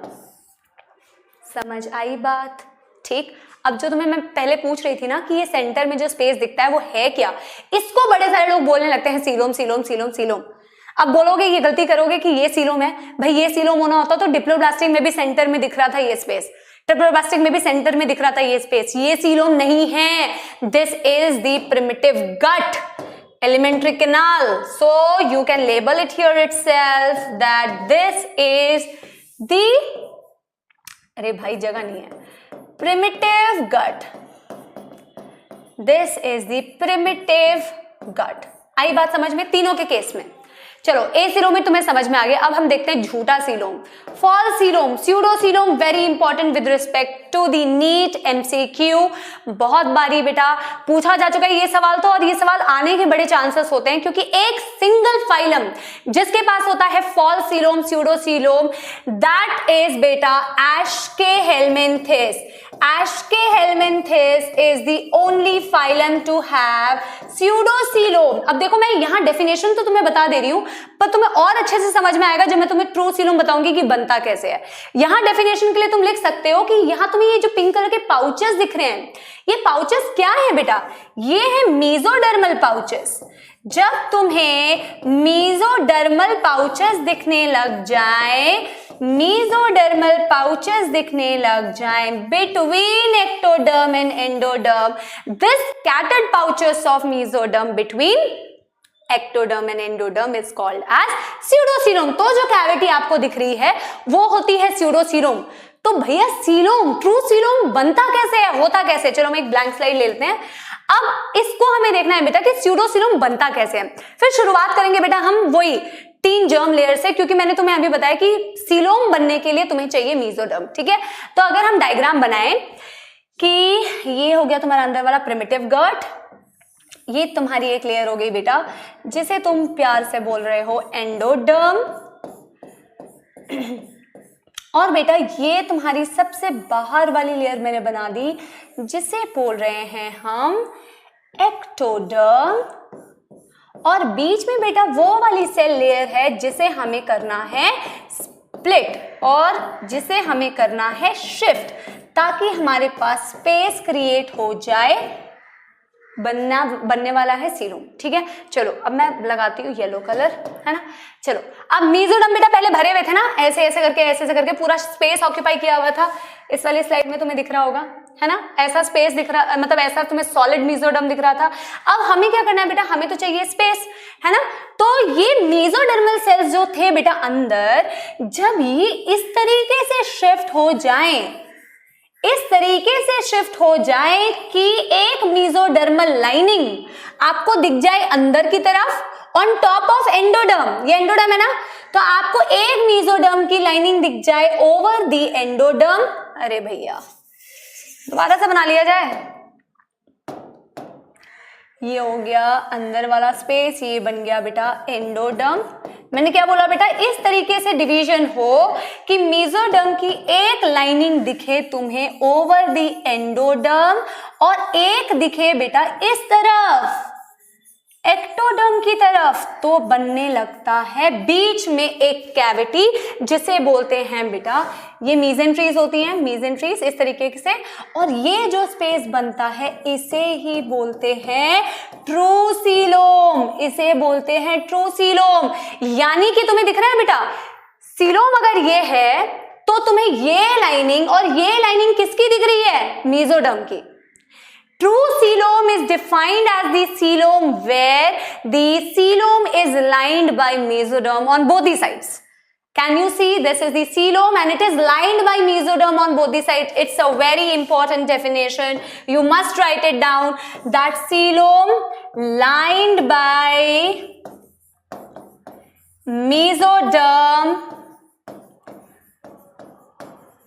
on both the sides. On both the sides. Is it clear? और एक चीज बेटा मैं आपको बता दूं, ये जो तुम्हें दिख रहा है ना, ये क्या है बेटा, एक्टोडर्म, अभी बताया। This is ectoderm, this is outer mesoderm.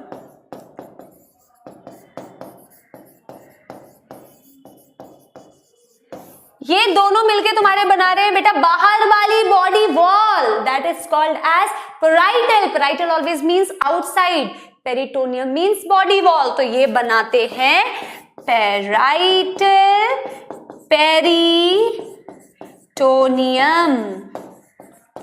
Parietal peritoneum. और ये वाली लेयर कौन सी हो गई बेटा, ये हो गई इनर मेसोडर्म, हाँ जी इनर मेसोडर्म। और ये वाली कौन सी लेयर है बेटा, दिस इज एंडोडर्म।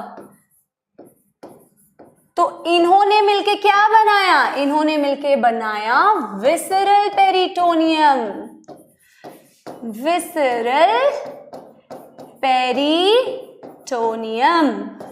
ठीक, और जितना भी स्पेस तुम्हें मिल गया between the outer mesoderm, inner mesoderm, that is called as body cavity.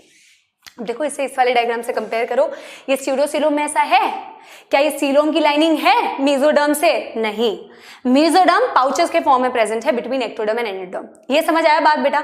अब देखो एनसीईआरटी में ना सिर्फ ऐसे ही गिवन है कि एसीलोमेट कौन से हो गए, स्यूडोसीलोमेट कौन से हो गए, और सीलोमेट का एग्जाम्पल तो बेटा तुम यहां से लिख सकते हो, ट्रू सीलोमेट का अगर एश के हेलमिंथेस पे खत्म हो गया, यानी यहां से चालू होगा बेटा एनालिडा, और एनालिडा अप टू कॉर्डेटा। ठीक, लेकिन मैं तुम्हें वही बता रही हूँ ना, कुछ चीजें हमें ऐसी पढ़नी है बेटा जो एग्जाम में अगर आ जाए तो तुमसे गलती ना हो। जब इतना सीख लिया है तो बेटा ये चीज जो मैं नेक्स्ट बताने वाली हूँ ये भी तुम सीख ही जाओगे। जो ट्रू सीलोमेट होते हैं बेटा वो होते हैं दो तरीके के, ठीक है। ये जो ट्रू सीलोम होते हैं, ये सीलोम वाले एनिमल्स होते हैं, ये होते हैं दो प्रकार के। एक होते हैं बेटा शाइजोसीलोम, सबसे इंपॉर्टेंट बेटा एग्जाम्पल है, ठीक है। मैं डेफिनेशन तुम्हें जरूर बता रही हूं, but again I am saying जो चीज इसमें इंपॉर्टेंट है वो है एग्जाम्पल शाइजोसीलोम के, और दूसरा है बेटा एंटेरोसीलोम।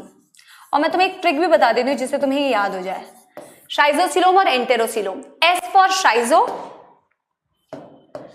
S for शाइजो, S for splitting of mesoderm.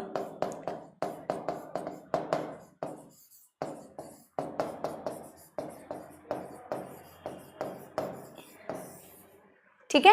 E for entero, एंटेरोसीलोम जो होता है ना बेटा, entero term is associated with the enterocytes, intestinal cells. Entero term ना ये याद रखना है कि एंडोडर्म से रिलेटेड है, ठीक है, it is related with endoderm. मैं तुम्हें समझा रही हूं क्यों, ठीक है। Schizocoelom splitting of mesoderm, enterocoelom endoderm से इस तरीके से रिलेटेड है बेटा, क्योंकि जब आपका शाइजोसीलोम बनना स्टार्ट होता है, बिल्कुल बेटा दोनों में ना रिजल्ट यही आएगा, splitting of the mesoderm, cavity is formed line by the mesoderm on both the sides. Difference ये है बेटा कि जब एंटेरोसीलोम बनना स्टार्ट होता है तो मेसोडर्म की ना इस तरीके से पाउचेस पहले बनती है ओवर द एंडोडर्म। इस तरीके से ना मेसोडर्म की पाउचेस पहले बनती हैं ओवर द एंडोडर्म, और फिर क्योंकि वो पाउचेस बन रही हैं मेसोडर्म की ओवर एंडोडर्म, और फिर उसकी कंप्लीट डिवीजन हो जाती है और ऐसा कैविटी दिखता है, इसीलिए उसको बोलते हैं एंटेरोसीलोम। एंटेरो मींस गट, यहाँ पे गट दिखता है ना आपको सेंटर में, गट, और गट के ऊपर एंडोडर्मल लाइनिंग दिख रही है, उस एंडोडर्म के ऊपर पहले मेसोडर्म के पाउचेस बने और फिर उसकी बेटा कंप्लीट डिवीजन हो गई, इसीलिए उसको बोला बेटा एंटेरोसीलोम। इसको बोल दिया बेटा complete splitting of the mesoderm normally. और examples, as I said, examples most important. यहां पे बेटा आपके एग्जांपल्स हो गए शाइजोसीलोम के। देखो यूसीलोम कहां से स्टार्ट किया था, Annelida, arthropoda, Mollusca, echinodermata, Hemichordata, Chordata, 6 हैं हमारे पास। तुम्हें मैंने अभी थोड़ी देर पहले बताया था कि एकाइनोडर्मेटा के ज्यादा से ज्यादा एडवांस कैरेक्टर्स हैं, तो एकाइनोडर्मेटा, हेमिकॉर्डेटा, कॉर्डेटा ये सारे आ जाएंगे बेटा, तीनों आ जाएंगे एंटेरोसीलोम में, और पिछले के तीनों आ जाएंगे बेटा शाइजोसीलोम में। तो यहां आ जाएगा एनालिडा,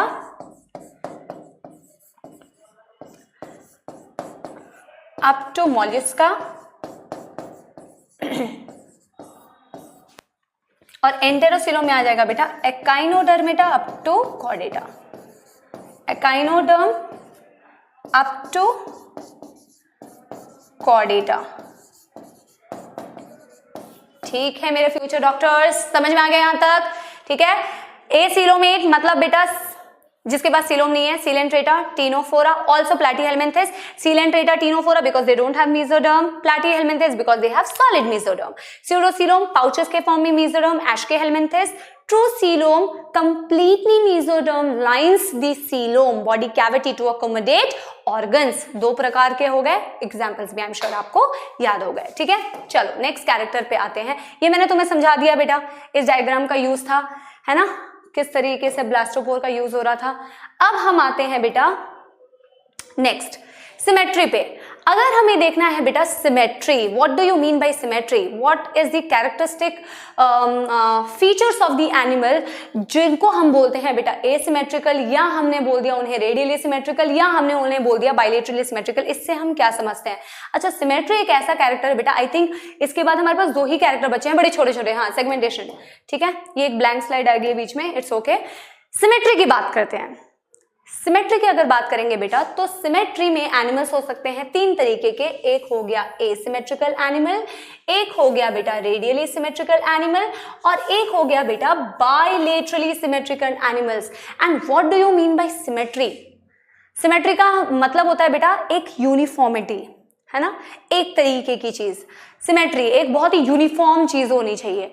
अब अगेन बेटा टर्म्स देख के मतलब पता लगा सकते हो। ए का मतलब हो गया absence, radially symmetrical body and bilaterally symmetrical body. Asymmetrical body मतलब ऐसे एनिमल्स बेटा जिनकी बॉडी को जो मर्जी कर लो, किसी भी प्लेन से डिवाइड कर लो, उनको इक्वल पार्ट्स में डिवाइड नहीं किया जा सकता, ठीक है।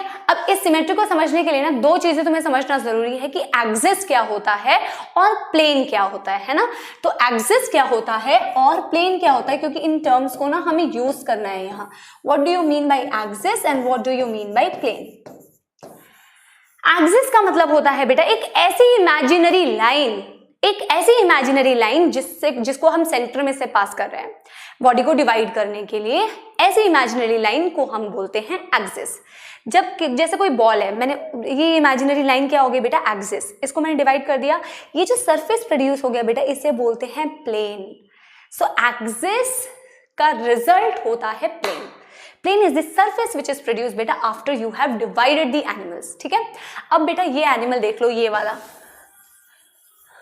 है ना, ये एनिमल को मैं किसी भी प्लेन से काटना चाहूं, किसी भी तरीके से इक्वल पार्ट्स में डिवाइड करना चाहूं, ये इक्वल पार्ट्स में डिवाइड नहीं होने वाला। तो ऐसे एनिमल्स को हम बोलते हैं asymmetrical, where body can not be divided into equal halves passing through any plane. बता दो कौन सा बेचारा फाइलम था बेटा जिसके पास सारे प्रिमिटिव कैरेक्टर थे? वो था पॉरीफेरा।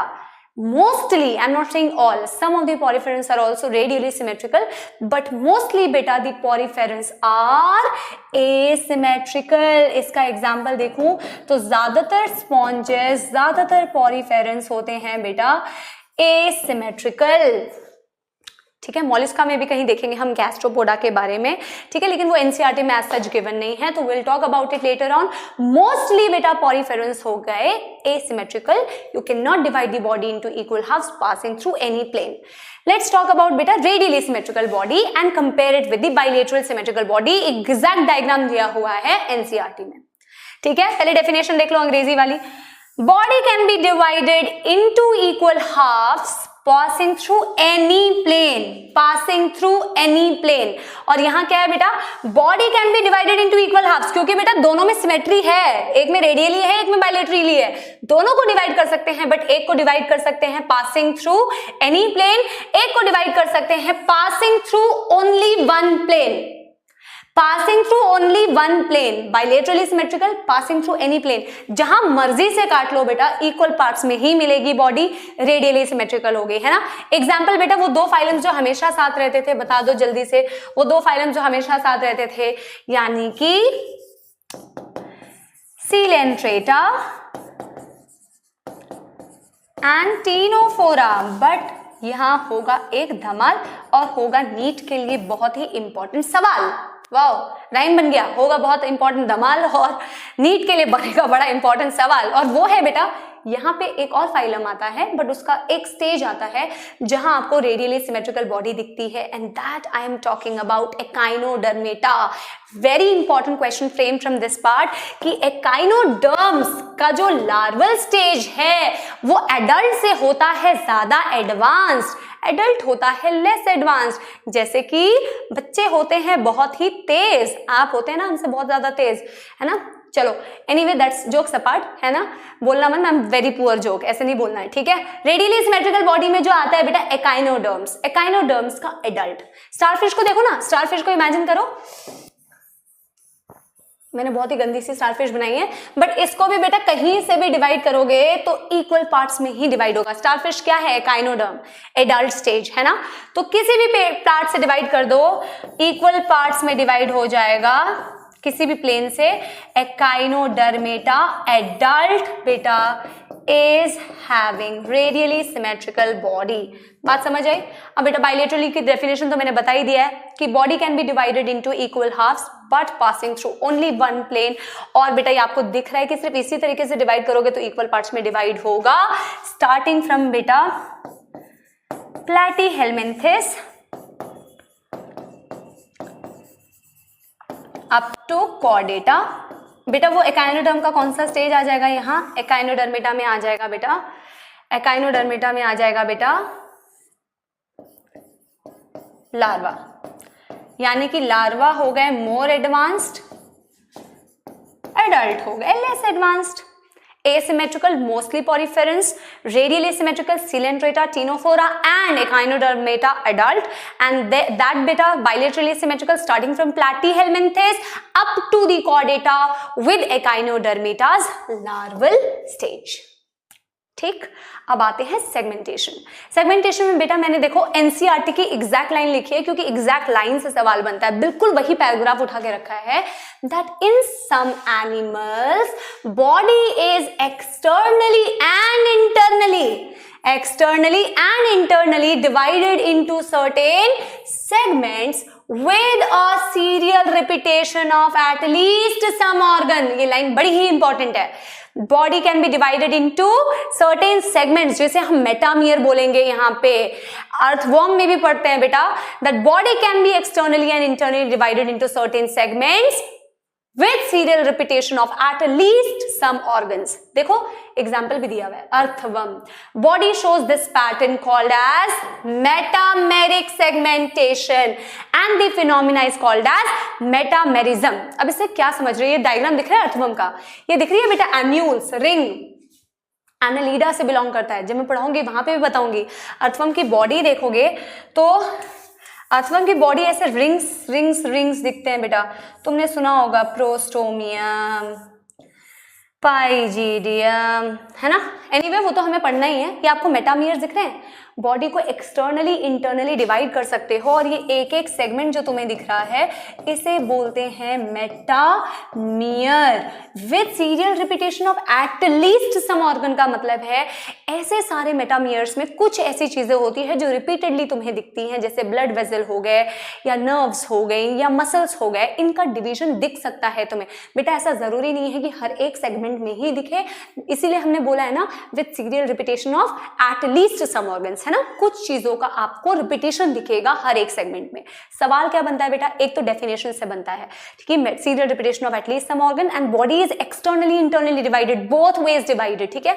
उससे भी इंपॉर्टेंट सवाल बनेगा एग्जाम्पल. कौन से फाइलम्स ऐसे होते हैं जहां आपको दिखता है मेटामेरिक सेगमेंटेशन? स्टार्टेड विद बेटा Annelida, Annelida, arthropoda, don't say Mollusca next, and Chordata. Flow में मोलस्का बोल देते हो, ठीक है. एनालिडा, आर्थ्रोपोडा एंड कॉर्डेटा में हमें दिखता है बेटा मेटामेरिक सेगमेंटेशन. समझ में आई बात? अब देखो एक चीज मुझे क्या बतानी थी. यस, कहीं कहीं पे ना बेटा देखो, अब तुम मेरे बच्चे हो, है ना, तो तुम्हें बेटा थोड़ी सी ऐसे 0.1% एक्स्ट्रा चीजें ना, ताकि तुम्हें कोई सवाल पूछना तो तुम्हें ऐसा ना हो कि मुझे आता नहीं है, मैंने सब पढ़ा है, बस वो होना चाहिए, है ना. तो कहीं कहीं पे बेटा स्यूडो मेटामेरिज्म भी दिखती है. फिर बेटा देखो स्यूडो आ गया. स्यूडो की कमी नहीं है, स्यूडो की कमी नहीं है. स्यूडो मेटामेरिज्म बेटा दिखता है हमें एक एनिमल में जिसे हम बोलते हैं टीनिया. क्या बोलते हैं? टीनिया, ठीक है. टीनिया मीन्स टेप वर्म, जहां बॉडी में सिर्फ होती है एक्सटर्नल सेगमेंटेशन या external division, not metameric segmentation. Tape worm, वहां पे भी देखोगे बड़े सारे सेगमेंट्स होते हैं, प्रोग्लॉटिड्स होते हैं, मैच्योर प्रोग्लॉटिड्स होते हैं, ग्रेविड प्रोग्लॉटिड्स होते हैं, एक्सेट्रा एक्सेट्रा. सिर्फ एक एग्जांपल याद रख लो कि जहां आपको स्यूडो मेटामेरिज्म पूछा जाए तो याद आ जाना चाहिए टीनिया, और जहां आपको ट्रू मेटामेरिज्म पूछा जाए एनालिडा, आर्थ्रोपोडा, कॉर्डेटा. ठीक, ओके. द लास्ट कैरेक्टर बेटा जो हमें दिख रहा है दैट इज नोटोकॉर्ड. अब नोटोकॉर्ड होता क्या है बेटा? एक मैंने आपको एक डायग्राम दिखाया ना जहां बड़ी सारी लेबलिंग की है, ये हमें कॉर्डेटा में भी देखना है. This diagram we need to see in chordates also because exact diagram बना हुआ है. येलो वाली एक ट्यूब दिख रही है बेटा, एक येलो कलर की ट्यूब दिख रही है, एक ऑरेंज कलर की ट्यूब दिख रही है. वहां पे मैं आपसे पूछूंगी, इसलिए यहाँ पे ध्यान से सुन लो है ना. ये 5वां नंबर लेबल किया हुआ है इस ऑरेंज कलर वाली ट्यूब को. इसको हम एक्चुअल में बोलते हैं नोटोकॉर्ड. ये बेटा बेसिक जब हम डेवलप हो रहे होते हैं ना, एम्ब्रियोनिक स्टेज का ये डायग्राम बना हुआ है जहां हमें फेरेंजियल गिल स्लिट्स दिखती हैं, नर्व कॉर्ड दिखता है, जो येलो वाला है वो नर्व कॉर्ड है सबसे ऊपर. ये वाली साइड बॉडी की डॉर्सल साइड है, इसे मत भूलना. ये बॉडी की वेंट्रल साइड है, इसे मत भूलना, इसमें गलती करते हो. ये फेरेंजियल गिल स्लिट्स और बेटा ये नोटोकॉर्ड. नोटोकॉर्ड है क्या? नोटोकॉर्ड एक सपोर्टिंग स्ट्रक्चर है. तुमसे पूछो कि तुम्हारे पास नोटोकॉर्ड है? अभी है. We are vertebrates. We are phylum Chordata and subphylum Vertebrata. Notochord is replaced by vertebral column. पढ़ना है हमें, ठीक है. But नोटोकॉर्ड थी कभी ड्यूरिंग दी, बोलते हैं ना notochord should be present at any stage of life. अब तुम्हें बेटा ये गलती नहीं करनी है कि तुम्हारा डॉर्सल साइड का वेंट्रल साइड का, इसमें गलती मत करना. गलती से भी गलती नहीं करना. ये your ventral side, this is your dorsal side, ठीक है. Back side is your dorsal side, this is breast bone sternum that is present on the ventral side, ठीक है. डेफिनेशन एनसीईआरटी वाले पहले देखते हैं बेटा. Notochord is a मेसोडर्मली derived structure. Again very important, origin से सवाल आता है क्योंकि बेटा नोटोकॉर्ड को कंपेयर किया जाता है ना हेमिकॉर्डेटा में भी. पहले हेमिकॉर्डेटा को कॉर्डेट्स में प्लेस करते थे क्योंकि उसमें ना नोटोकॉर्ड जैसा एक स्ट्रक्चर दिखता था जिसे स्टोमोकॉर्ड बोलते हैं. उसके बारे में बाद में बात करेंगे बेटा, इसीलिए ओरिजिन बता रही हूँ. ओरिजिन याद रख लेना कि नोटोकॉर्ड का ओरिजिन होता है mesodermal. It's a rod like structure और कहां दिख रहा है बेटा? Dorsal side. During the embryonic development in some animal animals, ये सब एनिमल्स होते हैं, इकलौता एक फाइलम जहां दिखता है बेटा आपको notochord, that is phylum Chordata, इसके अलावा कहीं नहीं। Animals with notochord are called as chordate and those which do not form this structure are called as non-chordate. Porifera से echinoderm, hemichordata के पास होता है stomochord, not notochord. Is it clear to all of you? ये diagram भी बाद में बेटा बहुत अच्छे से डिस्कस करना है। Mesodermally supporting structure present on the dorsal side, present only in chordates. कुछ additional points, ठीक है। इसके बाद हम लेंगे कुछ प्यारे प्यारे सवाल हमारे प्यारे प्यारे बच्चों के लिए, ठीक है, और प्यारे प्यारे से आंसर्स देने हैं तुम्हें, ठीक है। खुद से आंसर देने का कोशिश करना जैसे ही सवाल मैं पूछूं तुमसे, ये रिचुअल है बेटा, हर लेसन के बाद ना अपन ने यही करना है, जो टॉपिक पढ़ा है उससे रिलेटेड क्वेश्चंस, ठीक है। तो अगर हम कुछ एडिशनल पॉइंट्स की बात करें बेटा, जिसमें कि आता है आपका डाइजेस्टिव सिस्टम, रेस्पिरेटरी सिस्टम और सर्कुलेटरी सिस्टम, और हमने अभी अभी पढ़ा था बेटा बॉडी प्लान, जहां हमने देखा था blind sac body plan and बेटा tube within tube body plan. तो ये यूज करेंगे हम जानने में कि डाइजेस्टिव सिस्टम किसका होता है कंप्लीट, किसका होता है इनकम्प्लीट और किसके पास होता ही नहीं है, ठीक है। अगर हम डाइजेस्टिव सिस्टम की बात करें तो जैसे दो तरीके के डाइजेस्टिव सिस्टम हो गए बेटा, एक हो गया इनकम्प्लीट डाइजेस्टिव सिस्टम और एक हो गया हमारा कंप्लीट डाइजेस्टिव सिस्टम, जिनके बॉडी में दिख रहा था एक opening which was acting as mouth as well as anus. याद करो ब्लाइंड सैक बॉडी प्लान किसके पास था? Ctenophora, Coelenterata, Platyhelminthes. Blind sac body plan with only one opening, इनको हम बोलते हैं बेटा इनकम्प्लीट डाइजेस्टिव सिस्टम, जिसमें कि कौन कौन से आ गए बेटा? Coelenterata, Ctenophora and Platyhelminthes. क्योंकि बॉडी में थी एक ही opening acting as the mouth as well as anus, obvious सी बात है ना। और कंप्लीट डाइजेस्टिव सिस्टम हो गया बेटा उनके पास जिसके पास दो ओपनिंग थी, one acting as the mouth, another acting as the anus. तो कंप्लीट डाइजेस्टिव सिस्टम स्टार्ट हो गया from एस्केहेलमिन्थिस up to phylum Chordata. Aschelminthes up to Chordata, ठीक। रेस्पिरेटरी सिस्टम क्यों लिखा है बेटा? For the very first time respiratory system was seen in which phylum. Last में जो टेबल बनी हुई है बेटा उसी में दिया है कि किसके पास सिस्टम पहली बारी दिखा, किसके में एब्सेंट है, किसके में प्रेजेंट है। तो मैं बस यहाँ पे लिख देती हूँ कि पहली बारी आपको दिखना स्टार्ट हुआ रेस्पिरेटरी सिस्टम इन आर्थ्रोपोड, जहां सबसे कॉमन रेस्पिरेटरी सिस्टम आपको दिखता है इंसेक्ट्स का ट्रेकियल सिस्टम, ठीक। अब आप इसमें जिसमें करते हो गलती, और इसमें मैं आपको बता रही हूं एक ट्रिक जिससे कि आप नहीं करोगे वो गलती। एक हो गया बेटा ओपन सर्कुलेटरी सिस्टम, एक हो गया close circulatory system.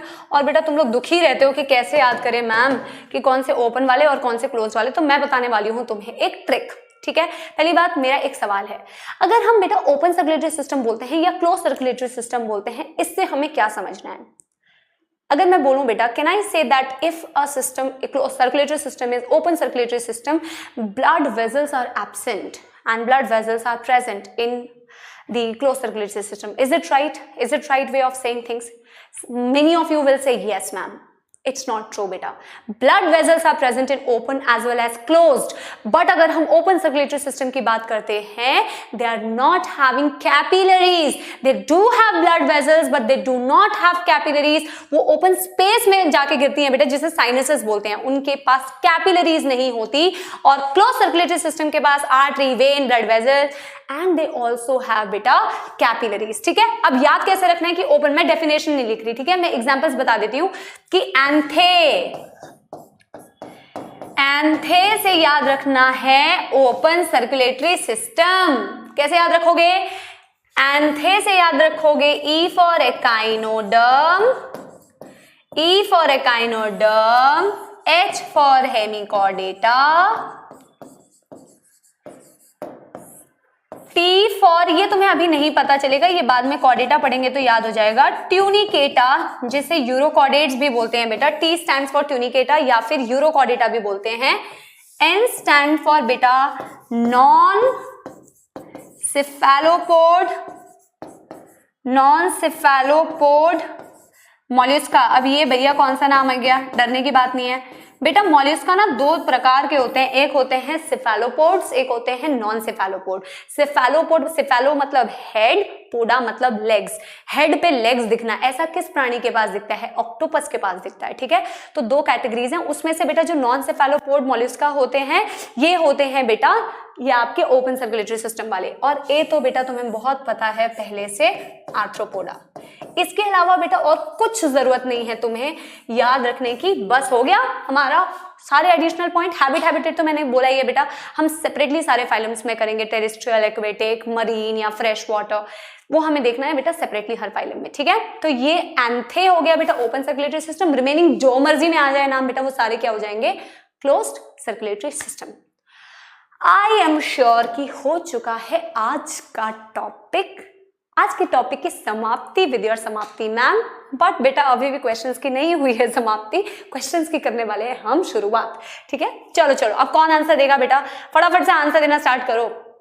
Question number 1 on your screen.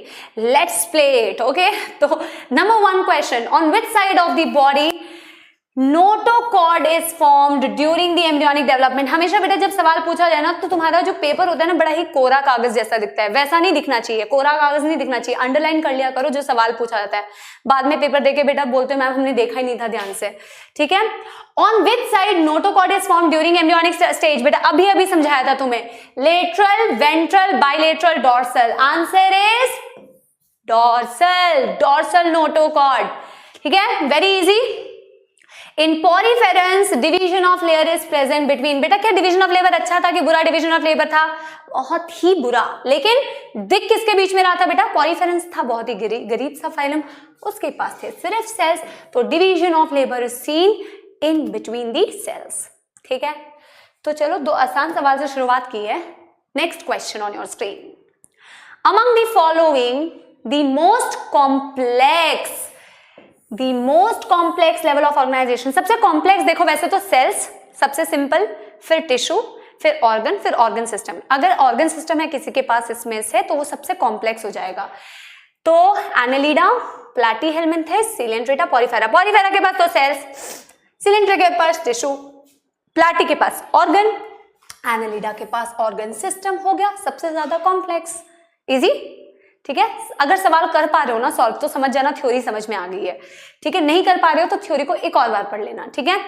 The layer absent in embryos of diploblastic animals. Diploblastic में कौन सी लेयर एब्सेंट होती है? एक्टोडर्म एब्सेंट होती है? No. Endoderm? No. Mesoderm? Yes. Mesoglea तो प्रेजेंट होती है नॉन सेल्यूलर, बट बेटा जो लेयर एब्सेंट होती है उसे हम बोलते हैं मेसोडर्म, ठीक है। अब ये बड़ा सवाल है, बड़ा सवाल तो सबसे आसान होता है बेटा, तो क्वेश्चन को देख के घबराना नहीं है। सबसे इजी सवाल होता है जो सबसे लंबा हुआ लिखा होता है, ठीक है। तुम देख के मत डरा करो। Which of the following is, अब इसको अंडरलाइन करोगे सबसे पहले, incorrect match of the phylum, it's coelom type, it's segmentation and presence and absence of notochord. इस मामले में कौन सा गलत दिया हुआ है बेटा देखते हैं। फाइलम प्लैटीहेल्मिन्थेस सही बात है। क्या ये सीलोमेट है? क्या ये सीलोमेट है? क्या ये सीलोमेट है? No no no no, it's acoelomate. Do you remember the reason? Acoelomate था बेटा because they were having solid mesoderm. तो पहले ही मिल गया बेटा हमें गलत, और ऑप्शंस पढ़ने की जरूरत नहीं है, वैसे चेक कर सकते हो। एनालिडा सीलोम, सीलोमेट है बेटा सही है। सेगमेंटेशन होती है मेटामेरिक, नोटोकॉर्ड एब्सेंट सही है। एस्केलमेंथेस स्यूडो बिल्कुल सही, एब्सेंट होती है सेगमेंटेशन, नोटोकॉर्ड भी एब्सेंट होता है एकदम सही। कॉर्डेटा सीलोमेट होती है बेटा, प्रेजेंट होती है सेगमेंटेशन, नोटोकॉर्ड होता है present because chordata is the only phylum to have notochord. Super easy. Sixth question on your screen, which of the phylum shows radially symmetrical body with triploblastic germ layer? अरे भाई 3 germ layer होनी चाहिए और radially symmetrical होनी चाहिए। Coelenterata? No बेटा, Coelenterata के पास तो 2 germ layer होती है। नीडेरिया, सीलेंट्रेटा भाई सेम नेम है, नीडेरिया, सीलेंट्रेटा। अरे भाई दोनों ऑप्शंस दे दिए, ठीक है। प्लैटीहेल्मिन्थेस 3 germ layer तो होती है भाई, ट्रिप्लोब्लास्टिक तो होती है, बट क्या ये रेडियली सिमेट्रिकल है? Bilaterally symmetrical body was seen for the very first time in Platyhelminthes, Echinodermata. और बेटा जब रेडियली पूछा है ना तो याद रखो इसके हम एडल्ट की बात कर रहे हैं, ठीक, last question on your screen, 7वां सवाल आपके स्क्रीन पर। True coelom is the space between the alimentary canal's wall and the body wall is enclosed by the layer of. True coelom enclosed by the layer of, बेटा अभी मैंने बताया था कि true coelom के साइड में कौन सी लेयर होनी चाहिए? Mesoderm on one side, ectoderm on the other side, endoderm on one side and ectoderm on outside. Mesoderm on both the sides is the true answer. ठीक है, तो बहुत ही आसान से सवाल थे बेटा, और इसी सवाल के साथ में आई होप लेक्चर की हो गई है समाप्ति।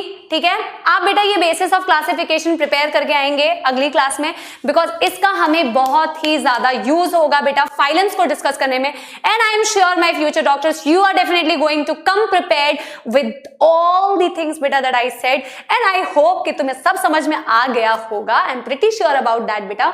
ठीक है, और जैसा भी होगा हम शुरुआत करेंगे धमाकेदार तरीके से अगले सेशन में with all the phylums. Till then, all of you stay happy, take care, bye bye. पढ़ाई करते रहें, ऑल द वेरी बेस्ट।